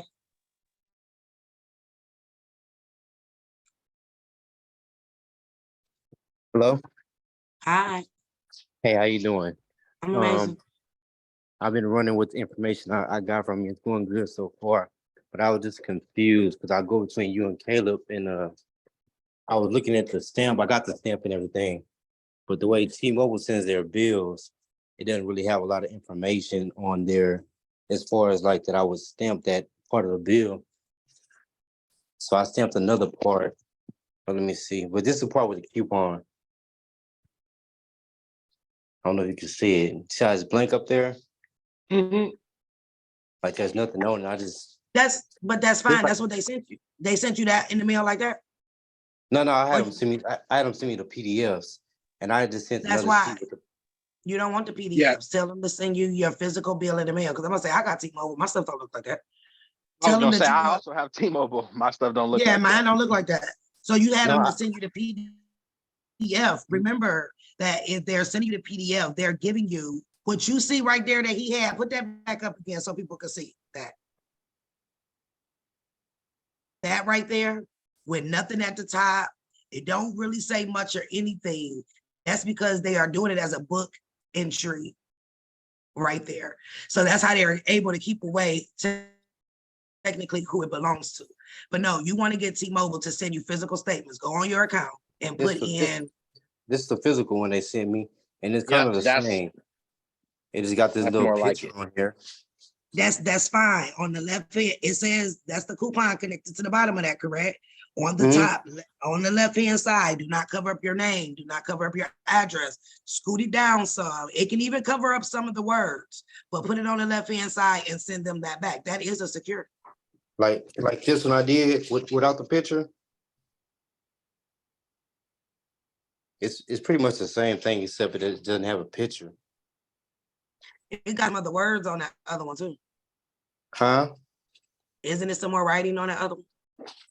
No, it just T-Mobile goes further and talking about some get started on T-Mobile money bill, but that's about it. And just So you can just stuff on the back. and just the stuff on the back. Okay, you can put it on the you can put it on either one, but hold the other one back up and let me see if you got it in the right spot. The blank one. Mm-hmm. Yeah, this is a practice one.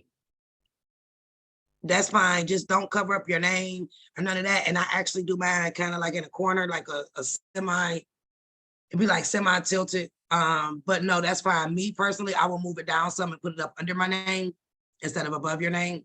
But as long as it's on the left-hand side, you'll be good. And it's not covering that much. Okay. As long as it don't cover up you guys' name. Okay. But I Okay, can't tell okay. you that you got the right size stamp though. Congratulations. Because people got these stamps. I'm like, Lord Jesus, that ain't the dimensions, but your stamp size look correct. Correct. And to Okay. say the right wording, I can't tell you how many stamps I've seen that say Federal Reserve Agent, and I'm just shaking my head at people. Yeah. And also I was wondering, do we stamp the 1099 A's and C's that we do? No, because you're not sending those in physically. You are doing those through the system. And the IRS is sending those documents over to them electronically. So no, Yeah. you don't have to stamp those. I had sent one to the trustee also. And you stamped it. No, I didn't stamp it. I mean, I didn't see any instruction to stamp it, so I just left it how it was. Yeah, all of if you are filing the 1099 A or C, you will do that on the online system. Okay, I just put the stamps on there, but that was about it. But not that stamp, but like the postage stamp. Because that's nothing but the copy of it showing that it was filed. If they're filing as a certificate of indebtedness. Anything that's on your credit report that has been transferred to a outside credit agency will always fall up under the category of a certificate of indebtedness. So you will definitely do a 1099-C for anybody that's considered a charge-off account. If it's a charge-off or anything, or if they've been transferred to a third party, you will definitely do the 1099-C for them. Okay. And then you'll actually get a copy back, your copy back, because it's supposed to be filed on your taxes. Yes, ma'am. Okay, thank you very much. You're more than welcome.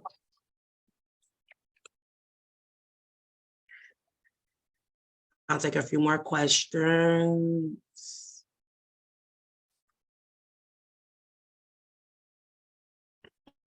Let me go to another page. Go back some.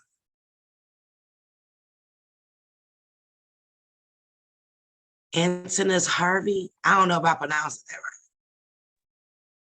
But your girl back there, somebody back there waving like a mug. Y'all got my attention. Hello. You can unmute. I can't hear you. You muted yourself back. You can go ahead and unmute. And we still can't hear you. Ain't that something? Try to fix it. I'll try to come back. Jessica Lewis.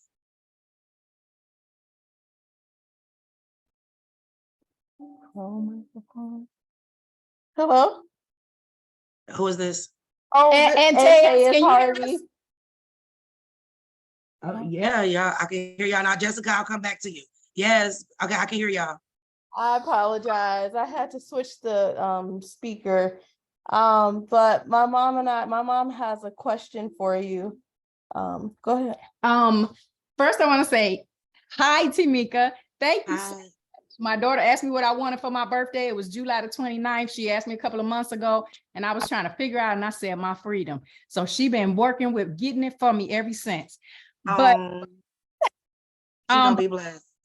I wanted to ask you a question pertaining to these securities. Mine is a little bit different because I'm an Uber driver and I'm a rideshare person. So I did go on to the thing where it shows the securities and the 8K and all of that.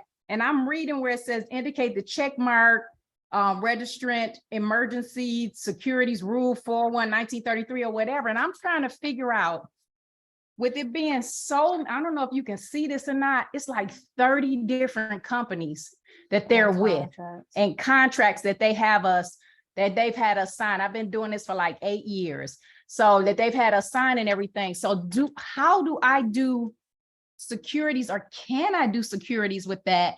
And do I have to contact the CFO, the indentured, and the legal system and all of that? So I'm really new to all of this, and I'm trying to just get it. I'm interested in having my freedom, and I'm trying to figure out what to do. Okay, so what exactly are you trying to do with Uber? Do you still currently Uber? I do still currently Uber. Do you plan on stopping?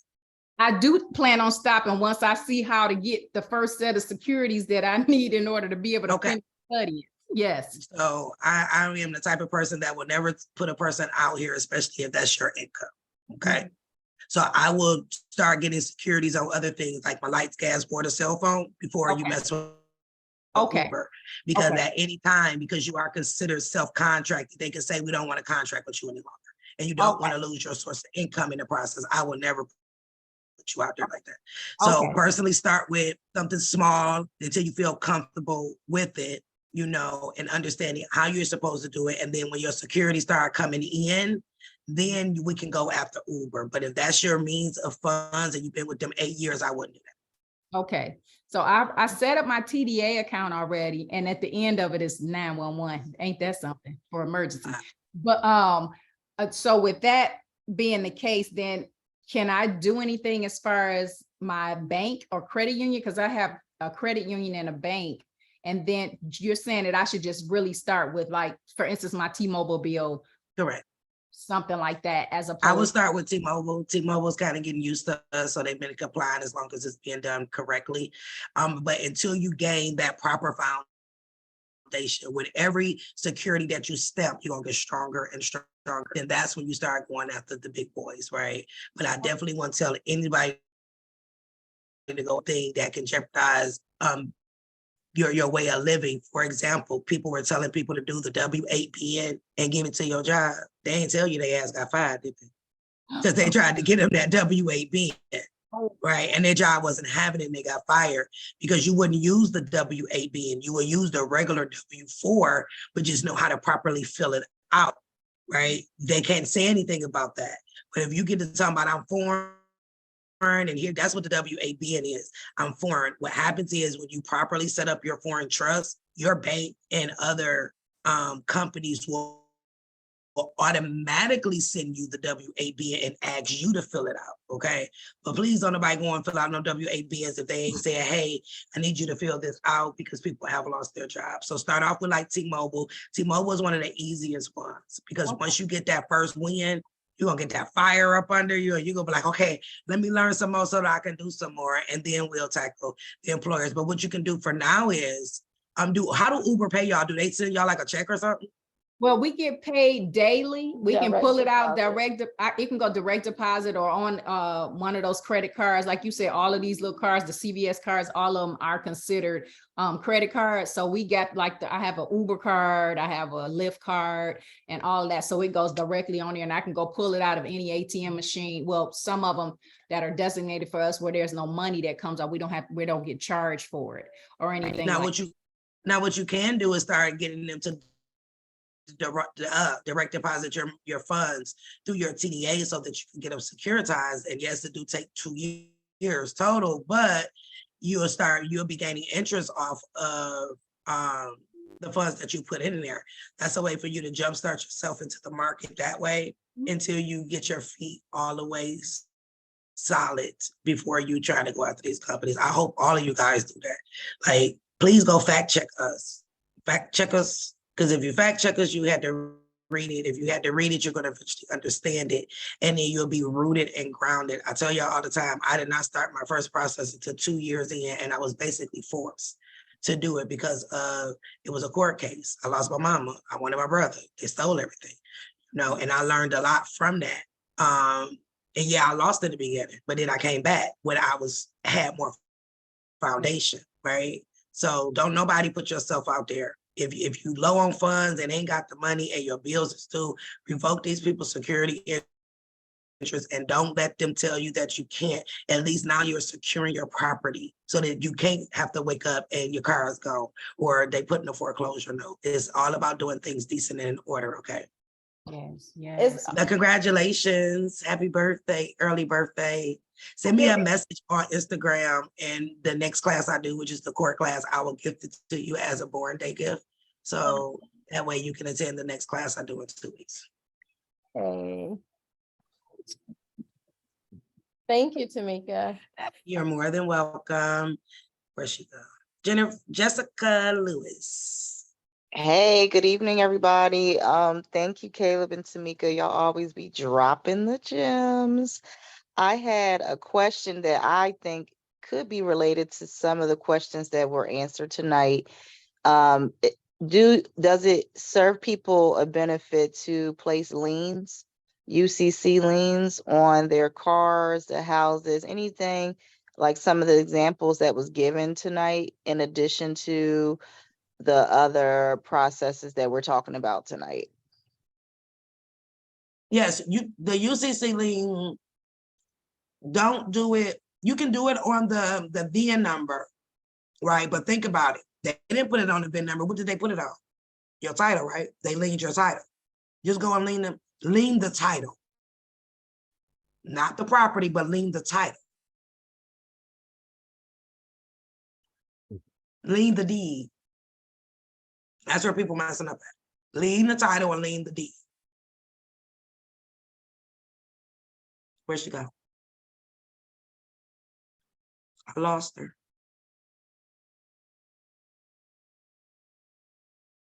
And Jessica.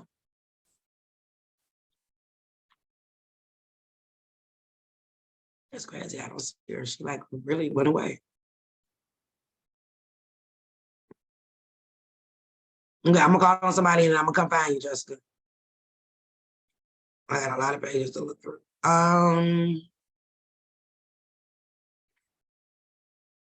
Brianna Robinson, only because my daughter's name is Brianna.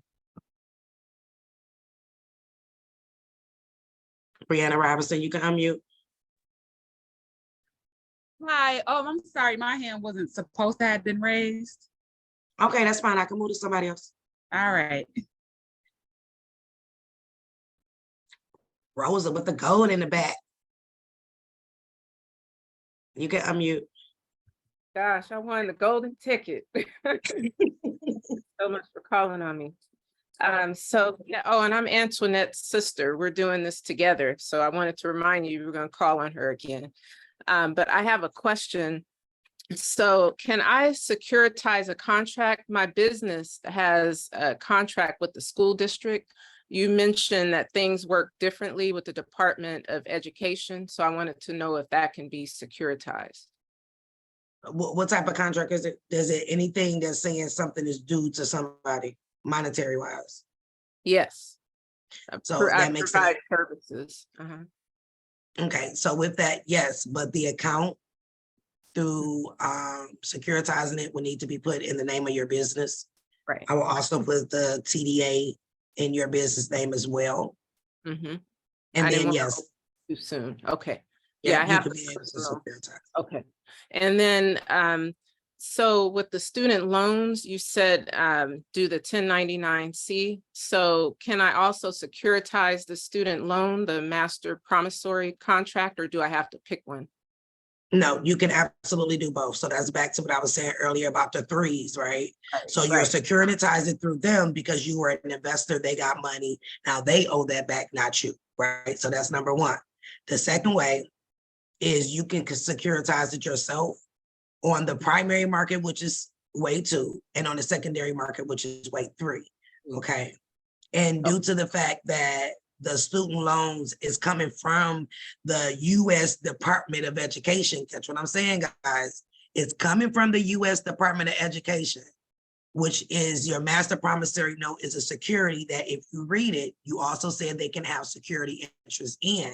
And if all securities are backed by the United States, now y'all see why they get servicers to service you guys, because it's the United States. So that's why the 1099-C filing for your student loans is very effective, because the Treasury already know that they discharged that debt off. You just didn't know the Treasury knew. And when you do the 1099-C, it puts a light on them like, oh man, we forgot to center this. And so then they comply with you.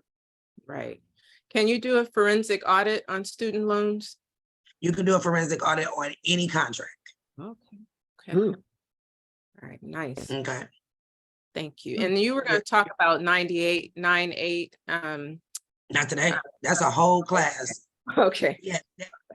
All right. Thank you. That will be within the series. Is creating a foreign trust, and not today. That's a class all within itself on how to properly get the 9-8. So it's actually considered foreign, because they can give you a 9-8 number and it still don't fit the qualifications properly. And then I would still give them jurisdiction somewhere. That would be the very last class that I do in this series. Okay. Thank you so much. You're welcome. All right, Jessica, I found you.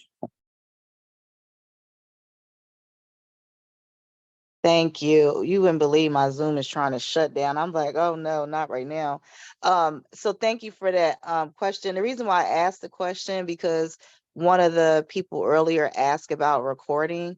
And I know that just from past knowledge that when you're recording something, much like how you told us to specifically do, it kind of gives you like your first public notice that you own and actually are like the holder in due course. So I just was asking that because I didn't know if it was relevant or if it's even necessary. And in general, in that same, I guess, thought process around real estate related things, is it proper to also record it on the real estate side, meaning that it's being transferred in a trust? And it's just along the lines of what people asked earlier when she was speaking, how she was off grid and you told her to transfer it into our trust. Is it also proper for people to transfer some of those things into their trust if they have one? Absolutely. And one of the main things is like one of the young ladies said when she was like, they said, I may not pay it. And they know they don't have any recourse because it was put inside the trust. So with any debt that has been turned into a security, if it was me, I would definitely put it inside of a trust because you control the trust and they can't sue a trust. So if you stop paying them, they have no recourse because it's been moved into a trust. So yes, put it in the trust. So in relation to that, do they lose their what they call a right to enjoyment if they put into a trust and stop actually paying for it with any type of lawful tender of payment? No, they will not. And the good thing about it is because a trust, a 9-8 trust, particularly a 9-8 trust, does not pass the court test. No legal action can be taken on you if it's inside of that trust, which is why they didn't want to transfer hers, and they know that. Like as soon as they put it in the trust, you can stop paying immediately. They don't have a recourse because they can't take you to court because the trust is now considered foreign. So, and their primary offices of how they are structured is a domestic company. They can't touch it. So if it was me and I had a mortgage, not only would I put my mortgage in trust, but to make sure that the mortgage company, the bank, the states, the city taxes and all, I would immediately put a quiet title on there. So what the quiet title does is it has to make them prove that they have the legal right, and they can never do that because technically they don't own. Thank you for that. So my last question, again, related to what you just said, I'm sorry with all the follow-up questions. So if somebody is doing seller financing, let's just say it is by a corporation. And what I mean is that maybe you're doing seller financing because your payments is going through one of those payment platforms, one of those fintech products. Like right now, I give my example, I'm using Avell for one of my seller financing. I'm buying a property from a realty company who uses that to collect payments from their tenants because it's seller financing is still considered lease to own. And in that instance, would I be able to, and this is one way I'm feeling like they're a corporation, but I can't find any information higher than, their Secretary of State filing. But the other side is that because they're using this software, they have to have a larger entity that owns them. What I'm assuming that owns them because they're using this software to be able to monetize the payments, except whatever I'm paying, which is their legal tender, in the public side, which is using this online platform. Is it possible to just find, I don't know, I can't find them on SB Global. So I'm just trying to ask the question of, does it make sense to just do everything you just said, and then I could possibly stop making the payments on that property? My concern is because they're technically like a private owner, even though they're using that platform like a corporation, that I could possibly lose that property. So the thing with that is, even though it's like seller financing, because they're using a particular company, they pledged as commercial paper to that the company used it. And the seller may not even know that the company that they're using ended up securitizing the note. If it was me and it was seller finance, because that's commercial paper, run it both, go to a broker, Fidelity or whatever, and have them run it as a T-bill on your side, as well as put it on the secondary market. Whatever the note is worth, after that 30 days, you can pull that out. It's seller financing. You can pay them, but guess what? You're still making money off of the note because it's now in the secondary market. Your house, everything is paid for, and you have sold the note. And then once you get the title to it, you take the title and you securitize the title.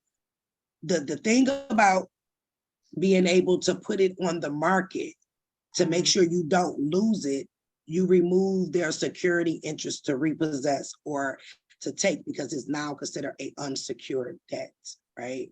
And if it's a mortgage document, they're definitely selling that for 33 years, but because it's a mortgage tied to a promissory note, right, tied to a title, you have 3 different securities that you can capitalize on. I just needed to hear that from you out loud. Thank you. I You're was more like, than am I welcome. over analyzing this one real estate deal, or No, you're can I not. really? Wow. Okay, great. Because look how Thank many you. times they get, that's why in the real estate deal, even when you're doing owner finance, because they normally have an attorney draw those paperwork up, you got a promissory note, then you got the deed of trust, so that's another security. Then you got the title, that's another security. There are 3. You do have that legal right to take those and get them paid by a T-bill, and you can tell them to run it just like that. Here, I'm bringing you a security, and this is what I need you to do. 1, because I know this is security that's backed by the United States, I need you to turn into a T-bill, right? But then I need you to put it on the secondary market. And that now they done turned it into a T-bill, which is going to times it by 2 as a marketable security. You got the marketable security making you money, and then you got the T-bill that you can pay out at 30. What was that? I have no idea. Yeah, I don't know either. Mute yourself, whoever you are. I can't even see what it is. Yeah, please, if your thing, just please mute. Thank you.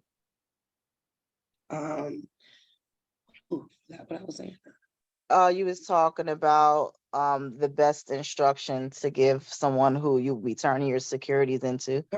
So when you're talking to your broker, you let them know, because you know everything is off of our instruction.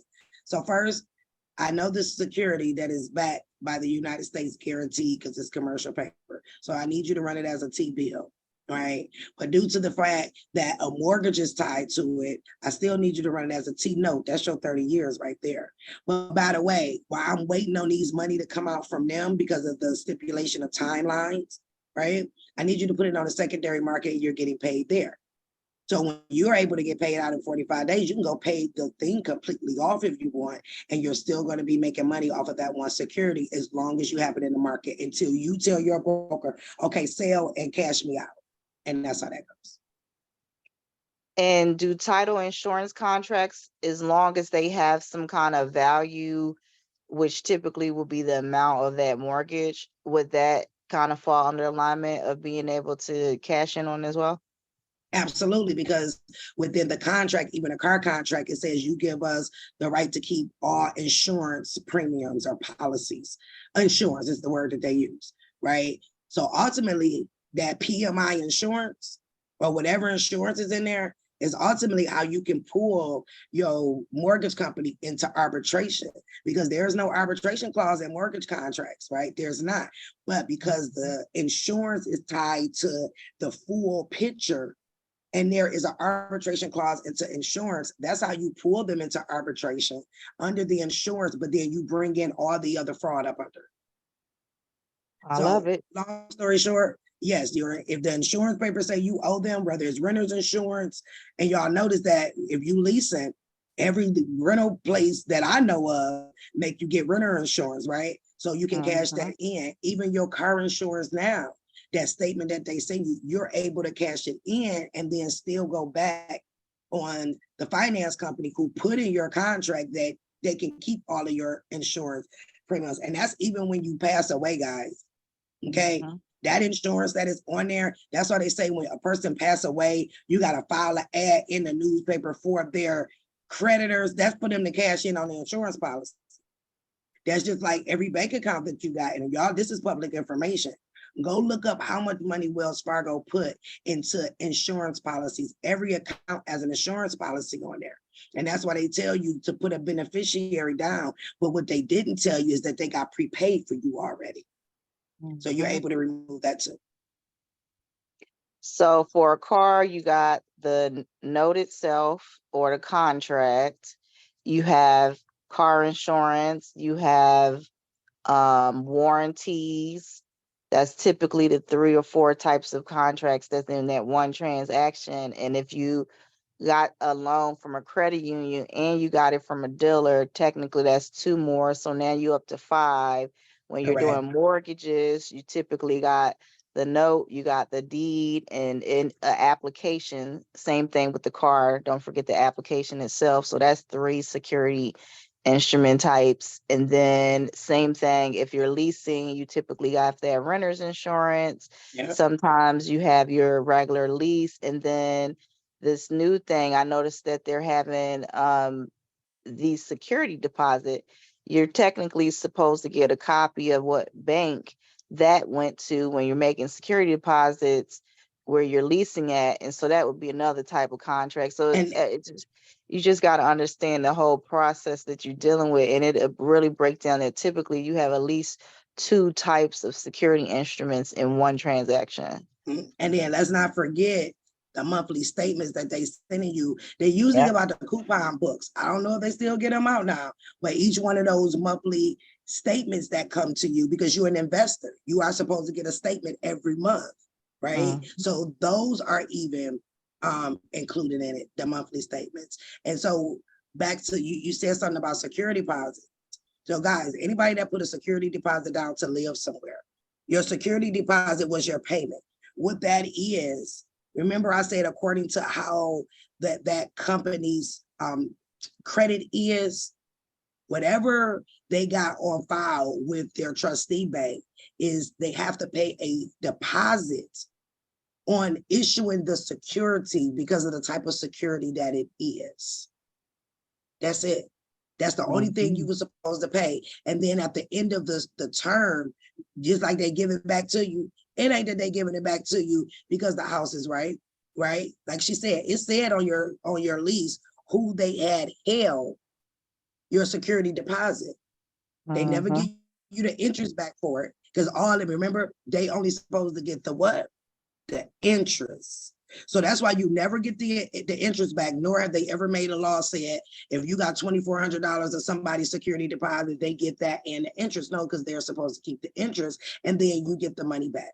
The whatever your deposit was, minus if you messed up their house. And that's why they can't take back rent or anything out your security deposit. We all didn't have places, right? And the law says the only thing they can take from your security deposit is if you physically damage the place. They cannot do back rent. Why? Because you were only supposed to pay a security deposit. Yeah, And don't forget the earnest money deposits too. When people buy houses, it's the same thing as the security deposit equivalent to renting. So there's lots. My point in asking a lot of these questions is not really from my understanding. It's just so people out on the call can understand all the different parts of your transaction and all the different instruments that are being created from every time you apply for something. And so keep that in mind. If you're able to get some of those original documents, try to get it if you can, and just, go in. There you go. There you go. She been at this for a minute and she ain't even got no bills. And it ain't because she don't live nowhere. She did what she was supposed to do. So I might want to listen to her. And I'll shut up now. Thank y'all for listening. You're more than welcome. Thank you, Jessica. So yeah, that just gives you guys a perspective of how many securities is really within your possession that you've been throwing away, or I don't want to go to the mail. Y'all should be running to the mailbox. Do I got some mail today? Can y'all make me some mail? Send me some shit. You know what I'm saying? Like even those pre-approvals and stuff that come in the mail, that is a security. Ain't it always amount on those pre-approval paper saying you're approved up to $5,000? As long as there is an amount on there, it's a security, guys. Stamp Dorsey go, me and my broker are the best of friends, okay? Like he know I'm coming, period. Grandma still got that cabinet full of stuff because she don't throw nothing away. If you like me, I don't throw nothing away just because she don't throw nothing away, because guess what? I know now that I don't care if it's been 25 years, I can go back and I can go and get my money and then ultimately, guess what you're doing? You're helping bring down the national debt average, because they only can control us with debt. If you take away the debt, then what? So I'll take one more person. And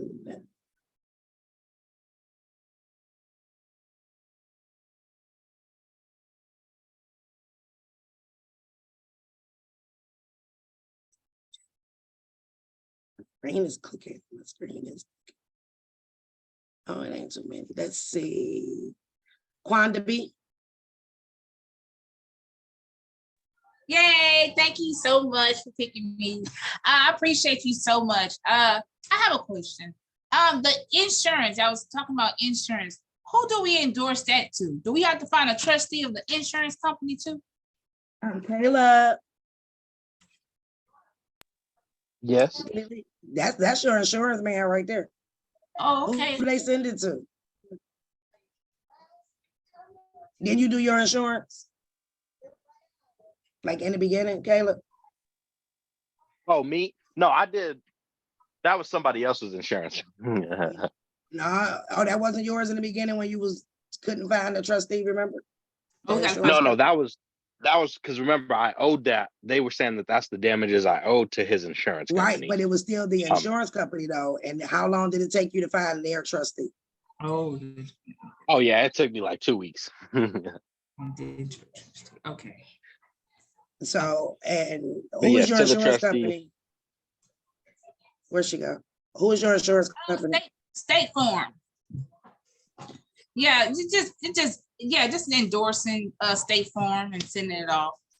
So It's the same way. Yes, send it to Find State Farm's trustee. Okay. And a lot of the insurance companies are umbrellaed up under one. So if you're having a hard time looking for it, go on to Duns and Bradstreet and put State Farm. Just put State Farm parent company. Don't put insurance on it.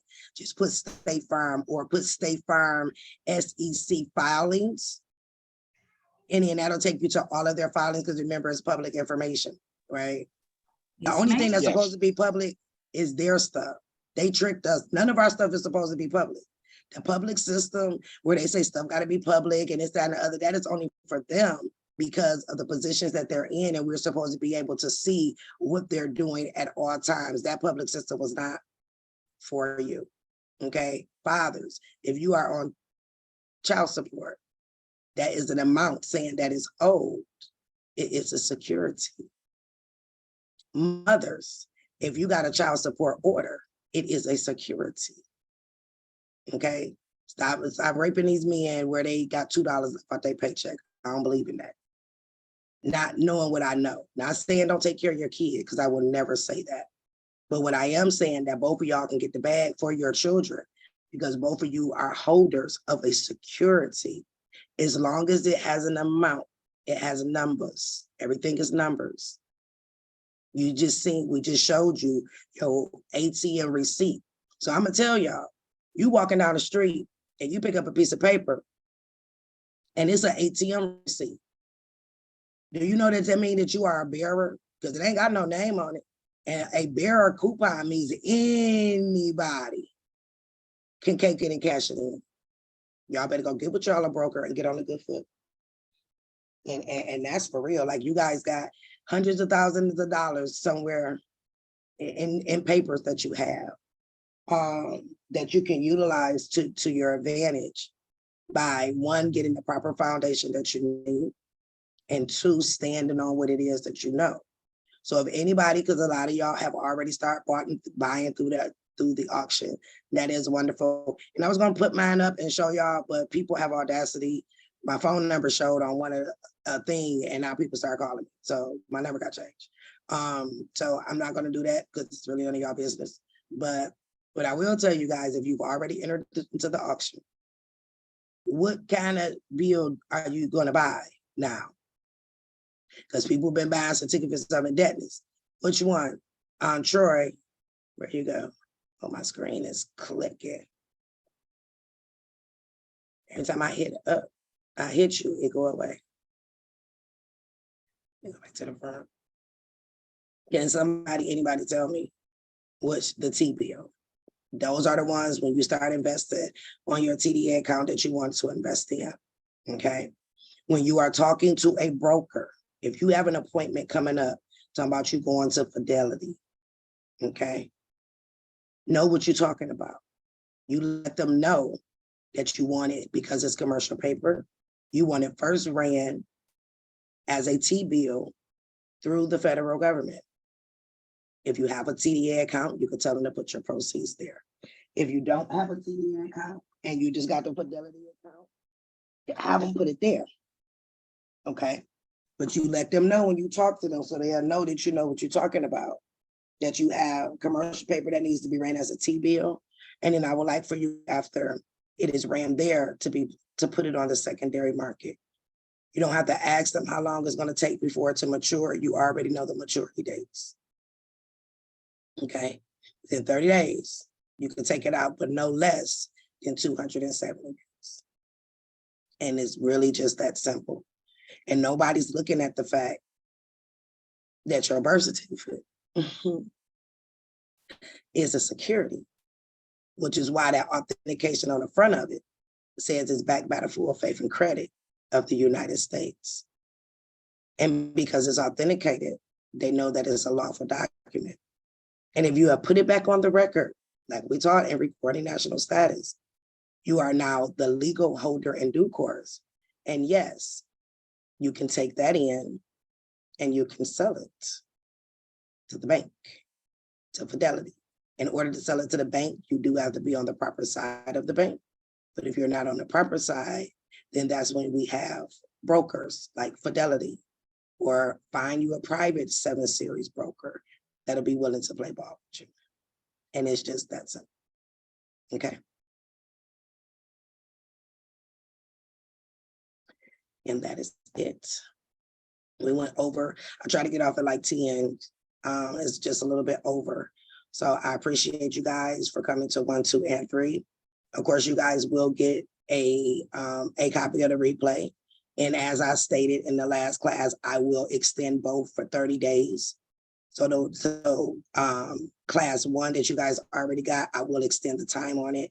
And of course, y'all know I put the Q&A on the on YouTube, and I will send you guys 3, this video here. And before the next class, as promised, I will do another Q&A. I kind of like that, so that it give you time to watch both videos, okay?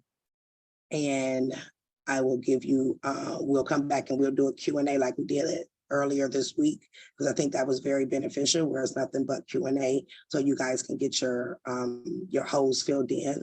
From there, after that, the next class will be a court class. The court class will teach you how to get everything in court, whether it's a ticket, whether it's child support, whether it's a criminal charge, whatever the case may be. That class will be in 2 weeks. The link will probably drop tomorrow for that. Y'all know once it's full, it's full. And yeah, that is it. So you guys enjoy the rest of your evening. Once again, thank you for coming with it to talk to us today. And remember, TBO security, when y'all go talking to these people, if it doesn't have a name on it, like your ATM statement or something like that, that will be considered bearer bond. Bearer, because there's no name on it, and anybody that's holding it can be able to transfer it in. If they get to asking you, well, how come this is so, you already know. It's what type of paper? Commercial, okay? And that's how you guys do that. So you guys enjoy the rest of your night. I will see y'all on social media, and I'll see y'all probably next week is when I'll do the Q&A, give y'all some time to be able to look at both videos. I will extend the videos, and that way y'all can start formulating y'all some questions from there, and then we'll come back and we'll do a Q&A if that's okay with y'all. If y'all want a Q&A, put the thumb up, your real thumb, so I can see y'all. We will definitely come back and do that, okay? And on that note, you guys have a good night. Have a great night.